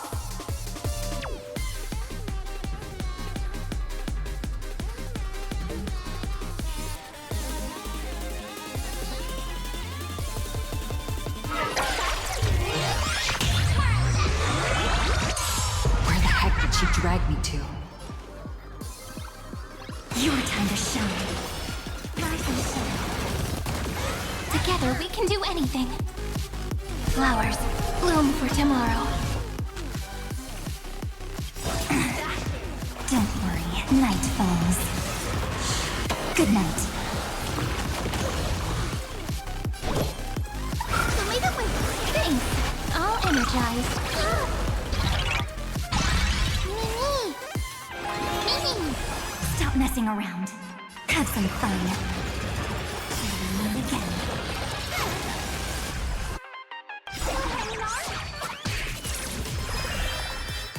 Did everyone really take good care of Sparksicle?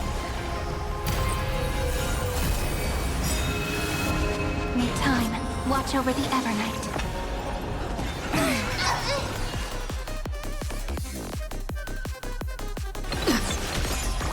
Have some sunshine. Next time. When it rains, I'll be there. From breath again. Don't blink. May you fulfill love's promise with me. Rewrite destruction with me! Rise and shine. This is eternity! That won't work, you know.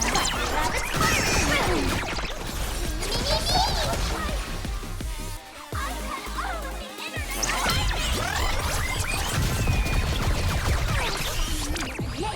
Surpass my popularity! I'm still here. Trust me. We can do anything! Future is great. Mavis, dispel the gloom, restore the skies. Break's over. So leave it with things. All energized. Me. Treat our guests nice. Don't worry, night falls. Good night. Again. Don't blink. Make time. Watch over the Evernight. That's okay. Have some fun. Rise and shine. Look, we're flying. It's the answer.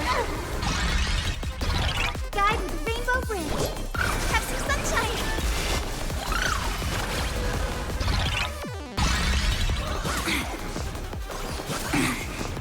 Stop your time to shine. Again.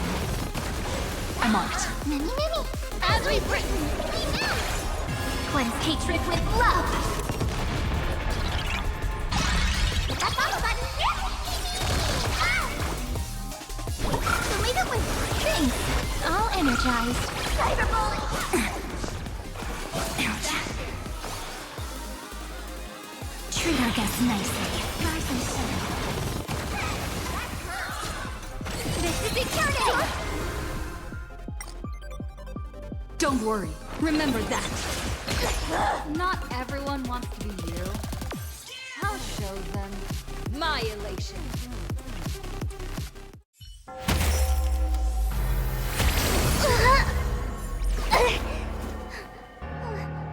SparksCon isn't over yet! Stop her! She's trying to escape into the crowd!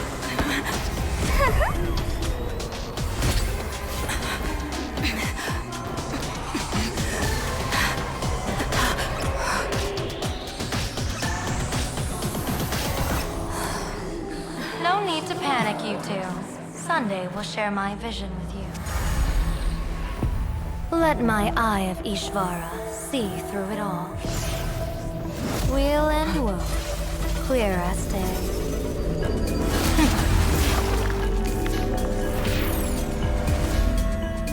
I see where the culprit is. Fought you.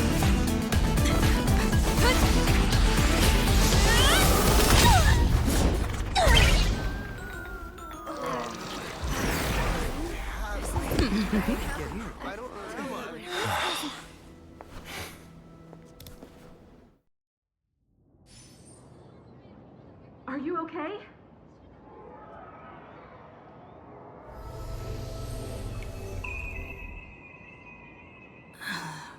Where did everyone go? Look over here. General Yao Guang? Am I seeing things? We're just attuned to each other, that's all. Oh, feeling dizzy? Don't worry, it's just a minor side effect. When I first opened my eyes, I couldn't even conduct basic self-care for nearly a month. Don't worry though. With my reinforcement, you'll be back to normal in a moment. Thank you, General. By the way, above your head... Can you see the sign above my head? So, whether it brings weal or woe, whether it changes or not, please keep this secret safe from me. Don't let me know, and don't let anyone else, okay?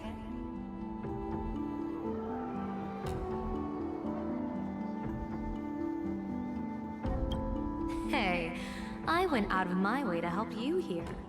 Can't you give me a discount? Consider it good karma. I'm afraid not. As an observer, your gaze reaches far deeper than his.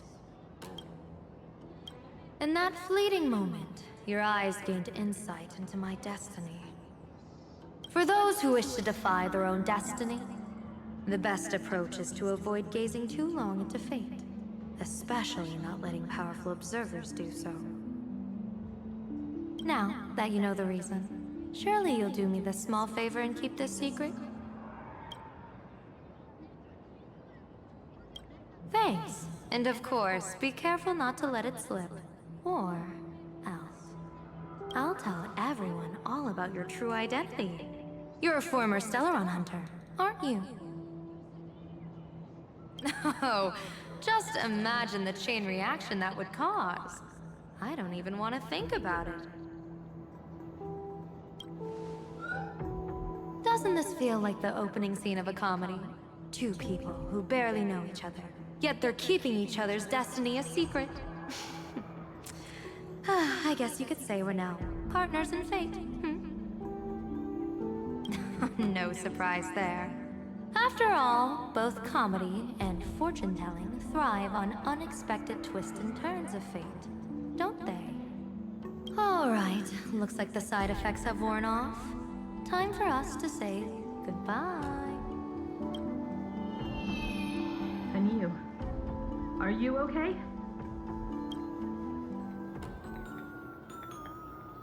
What just happened? I was so confused. I couldn't see a thing. All I remember is Sparksy and the Nameless got into a fight. I saw everything. The Nameless from the Express smashed Sparksy right into the wall with one swing. That strength was unreal.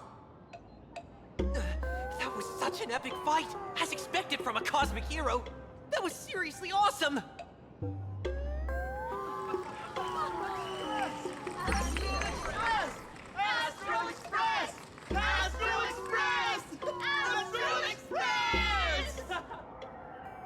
Looks like the students have all recovered from the contamination. Did they recover?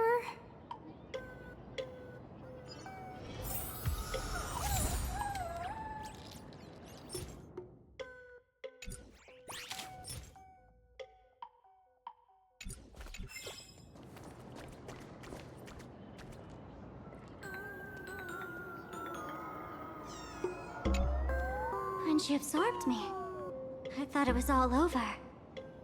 Thankfully, gray hair, you won this one. 1 point for the Trailblaze. Who knows? But come on, doesn't that sound insanely cool? I'm totally adding this to Miss Sparkle's 132 origin stories. Maybe we're all just masks that someone else has shed.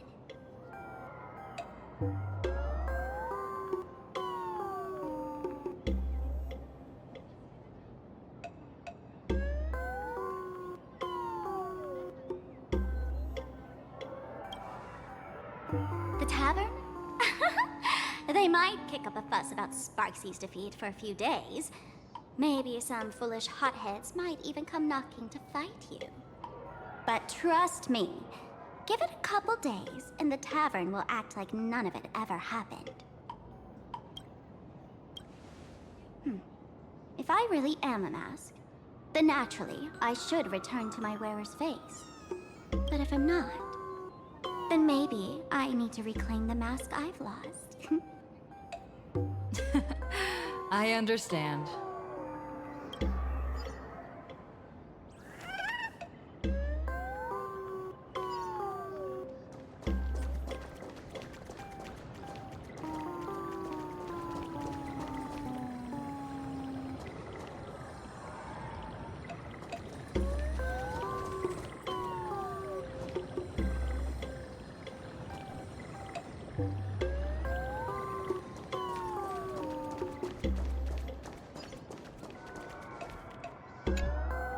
Sparksy probably didn't expect that the first miracle of the Phantasmoon games wouldn't be everyone becomes her, but the Express hero defeats the villain spreading the virus. Compared to a streamer reflecting people's desires, the fearless trailblazer of the Astral Express is more of an attention grabber. That's right. Sometimes the supplicants work together, sometimes they clash. It's like a coin toss.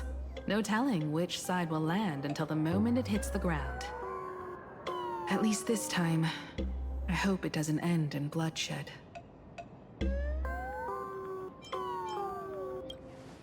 You're one step closer to an audience with AHA. Right now, all of Plain Arcadia is watching you, and all of their attention's flooding over you, and the mask you wear. Make the most of that attention. From now on, you'll represent the Trailblaze to show this world of Elation what Elation is. Show mercy. Or don't. No, I'm just kidding. Lower your bat. The audience in this Arcadia doesn't go easy on losers at the games. She'll lose her wish power soon enough, and the Sparksy virus will fizzle out. You can hand her over to the Department of Aberration Defense for imprisonment, or set her free. As a supplicant who's become the focus of all, I'm sure you've already made your decision, right?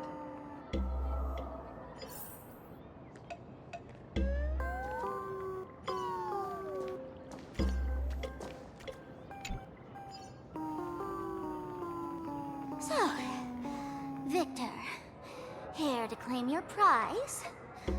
Very well. Sparksicle has no objections to that.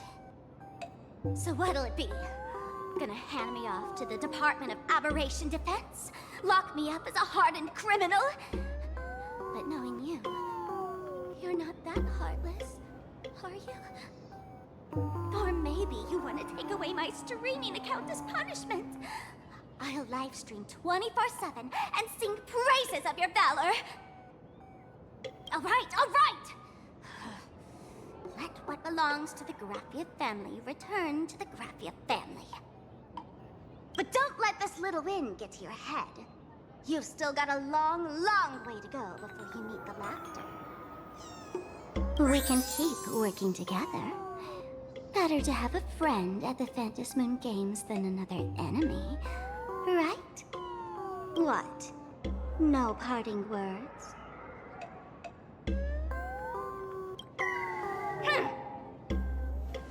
How do you like this ending, Sparksicle? Old model. You and your powerful supporters won this one. I've got no comeback.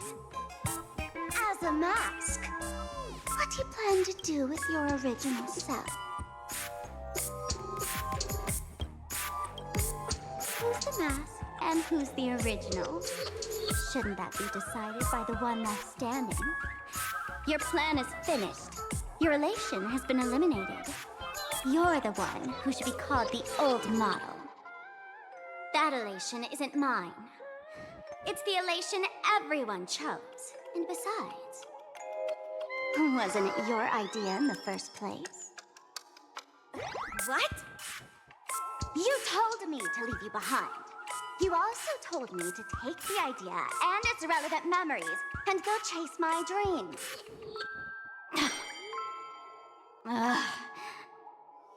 That's totally something Miss Sparkle would do. How do you like this ending, Sparkle? How does that joke go again? Take the mask from a masked fool, and what's left but a fool? But take the fool out of a masked fool, and all that's left is the mask. Come on, Sparkle. Time to end this little charade. No show is complete without a curtain call. Shall we become one at last? Bang!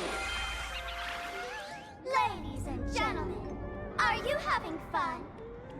A friendly reminder from Miss Sparkle. Don't underestimate the Phantom Moon Games. You won't get another opening act as spectacular as this Sparksicon, you know.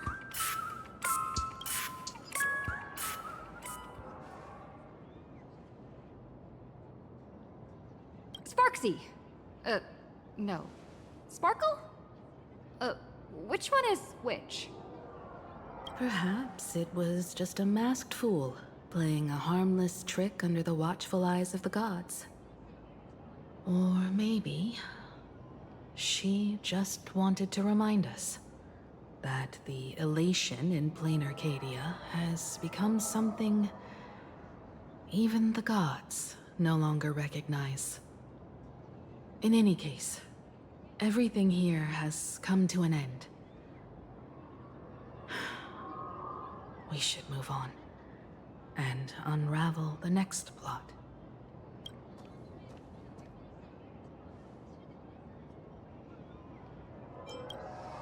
Indeed. I want to investigate and find out who exactly created that place and why. Let me know when you're ready to head out.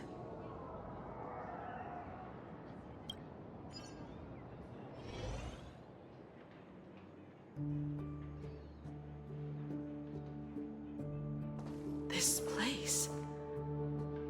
it's like nothing ever happened. The ghosts are gone.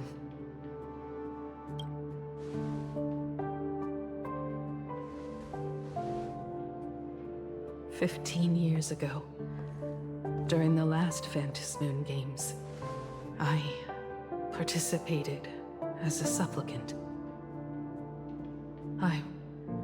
I once believed that all it took for a supplicant to win was to show the people a magnificent miracle. And then I'd have an audience with the Eon of Elation. How foolish. How naive I was. Not everyone wants to obtain everyone's wish power in a positive way. On July 22nd, year 1984 of the Arcadian calendar, a supplicant harboring immense malice stepped into Graphia Academy. He slaughtered 22 students who had stayed behind after school. Then went on to Dovebrook District, where 146 innocent civilians were either killed or wounded.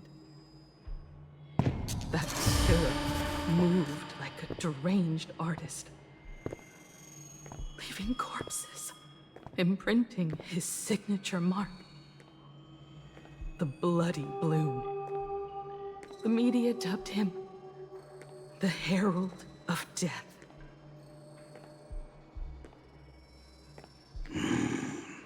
It was a tragedy that the world could not forget. The Phantasmoon Games of that year came to be remembered as the Blood-Stained Games. So many parents lost their children. So many people lost those dearest to them. One of the victims was my very own daughter. Upon my return, I stood before the grave where she was laid to rest. Her name was Himeko.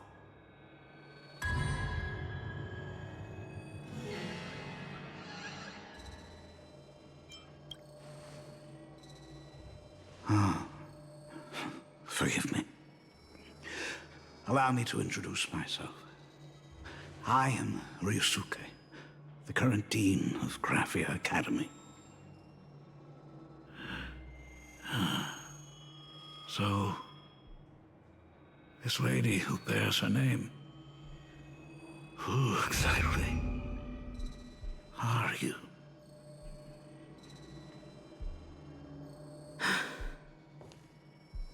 15 years ago, when I made up my mind to join this Phantasmoon Games, my father wasn't with me.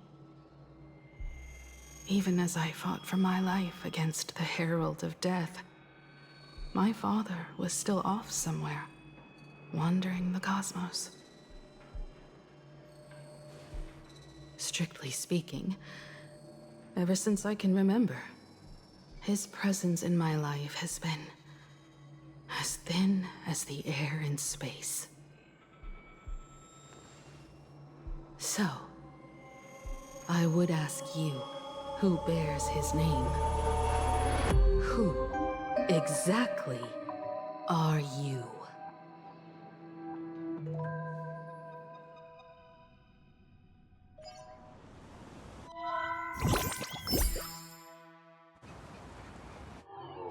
Welcome back to the Arcadian Morning Report Special Edition. We continue to bring you updates on the Phantasmoon Games. The SparksyCon hosted by Supplicant Sparksy came to an abrupt end less than an hour after it began. again! Under the watchful eyes of the entire network, the Nameless from the Astral Express went head-to-head with streamer Sparksy in a spectacular showdown. Unbelievable! I used to think all of the Trailblazers fight scenes in director Rekka's latest film, Holy Grail Stay Night, were just special effects. Turns out she's got real moves. We'll continue following the Astro Express's activities and bring you... Breaking news! Around 4 p.m. today, the Security Bureau uncovered multiple corpses at the Sinwish Syndicate's headquarters in Dovebrook District. Initial reports suggest violent infighting among gang members as the cause.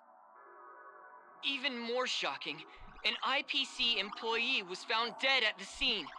According to the investigation, the victim was identified as Lyndon Scott. Lyndon Scott, age 34. Field operative in the Strategic Investment Department. Ring any bells, Mr. Ashvale? Never heard of him. What was someone from the IPC doing here?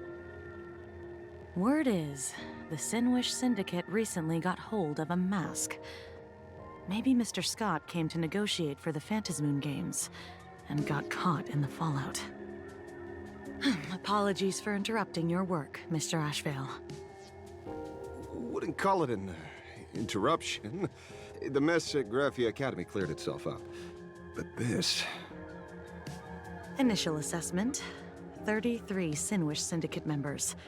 Leader Polwave included, along with second-in-command Costide, were murdered in the same time frame. Costide. The victims show clear signs of trauma and fractures, along with massive blood loss. Exact cause of death still pending further autopsy. These stylized handprints. We both know what they mean. Bloody Bloom. Only one person ever used that as their calling card. The Herald of Death is back. Your suspicion isn't without merit, but that guy was executed 5 years ago. Executed? Who witnessed it? Was the execution broadcast to the public? Who can prove he's dead? Who's to say you didn't let him out to rig this entire game? You've heard the rule, haven't you? No one can enter the Phantasmoon Games twice. So let me give you a piece of advice. Don't let rage gnaw away at your reason. It's bad for your health. The case's info is in the dossier. Get to work. The Department of Aberration Defense isn't paying us to bum around, hmm?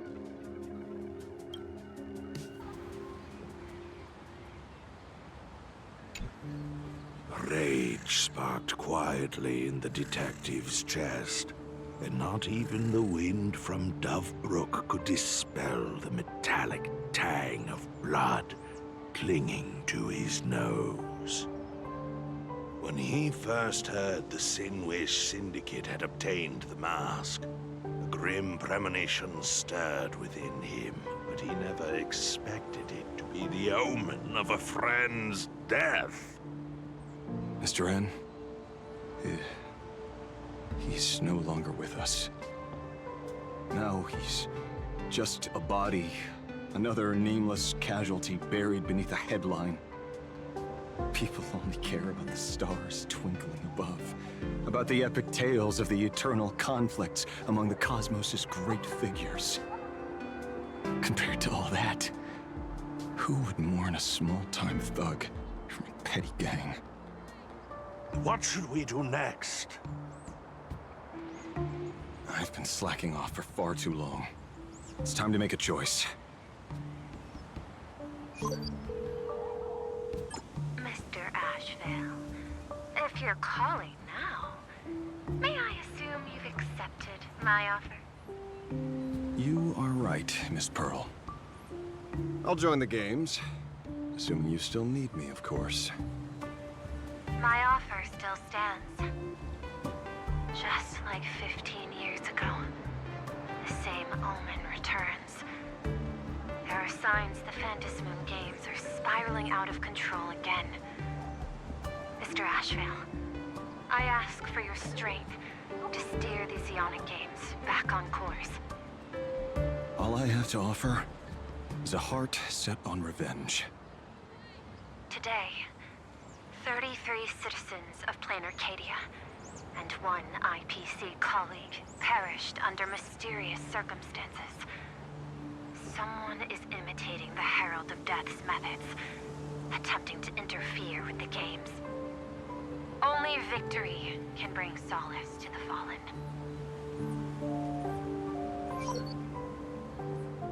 No. What consoles the dead is only justice.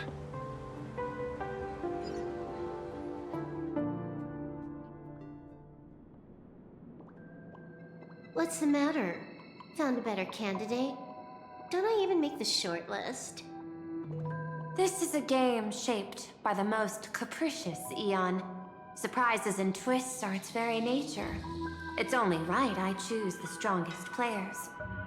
Even so, I have to ask, what makes you so sure that I'd hire a wanted criminal to fight in the Phantasmoon games, instead of tossing you into an IPC cell? Throw me in prison? But the Strategic Investment Department in Penacony clearly extended an olive branch to us Stellaron hunters. No? Changed your minds already? You suits sure turn faster than a page in a paperback. So let's cut the fluff. Give me a mask. Call it your first strategic investment in us. What do you say? Understanding comes first, then the investment. Tell me, how do you plan to earn my trust? Apologies in advance. Before I came to meet you, I broke into your collection room. I know what you've been working on. Imaginate. Tell me, have you heard of Zero? Greatest hacker and most feared player in all of Punk Lord? Some say she's an emanator of Elation, while others say she enters the Dark Zone created by Mythos, as if it were her own backyard. She caused Punk Lord's data meltdown and infected IPC branches in 28 segmenta, isolating them from each other. Most information about Zero is half true, half false, much like the rumors surrounding you Stellaron hunters. But one thing is certain. Zero suffered a major downfall, and is now a prisoner of the IPC. It's obvious she left a deep impression on you. Traumatic, even. In that case, you should also know that ether editing and imagenesis stem from the same technological source. Or art. I know. I've studied it. How could I forget? You stole Zero's tech to make that lousy cash grab game Ethereum Wars. Of course, you'd know all this. But you corporate moneybags will never comprehend it. The fleeting, ever-changing power of the Elation. Zero once tampered with a parameter of reality, creating an independent realm that belonged solely to her, just like that other one. Just like Graphia. Are you willing to trade the secrets of imagenesis? I can think about it. Deduction. You may be lying. I've heard that those who join the Stellaron Hunters have long since abandoned the path they once walked. Who knows? You're in the Arcadia of Elation. Wouldn't it be a waste not to test your luck? Deal, Ether Hacker. And to seal it with confidence, let me show you a little trick of the trade. A hacking trick?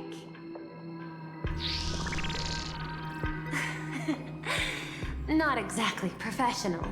Negotiating while soaked in a bathtub.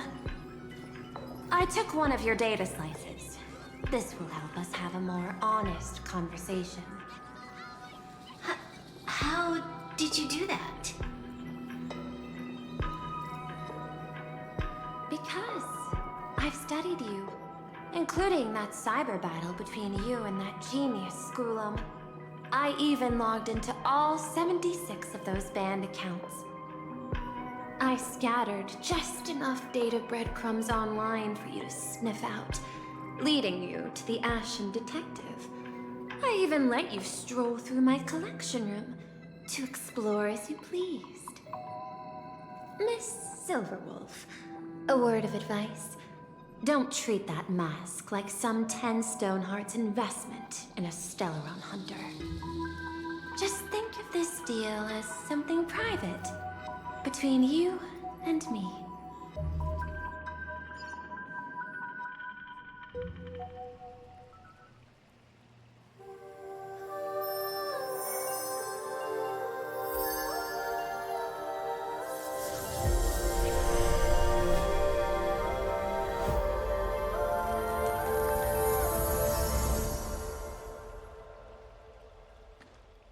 What the heck? I just blinked and suddenly half the supplicants are wearing masks? I was hoping the show would get better. Streamers clashing with cosmic heroes. A flashy brawl without anyone getting hurt. Wouldn't that have been nice? But now we've got a crow, a shell, a cat, a wolf? How many more mystery guests are crashing the stage? And this thing? When did it sneak in?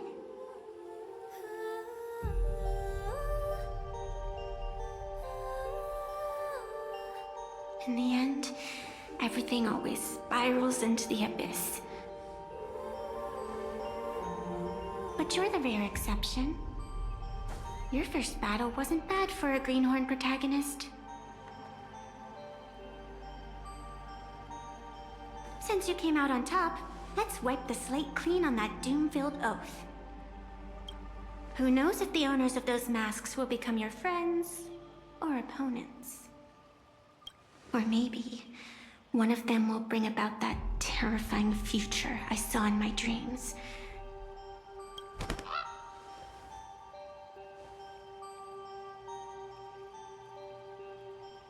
Little one, how'd you find your way here?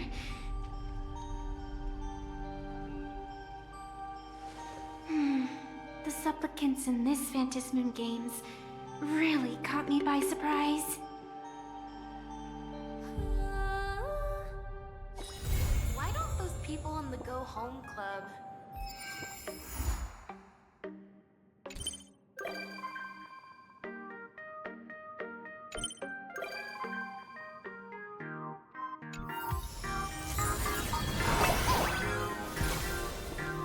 Time flows on, but memories will never...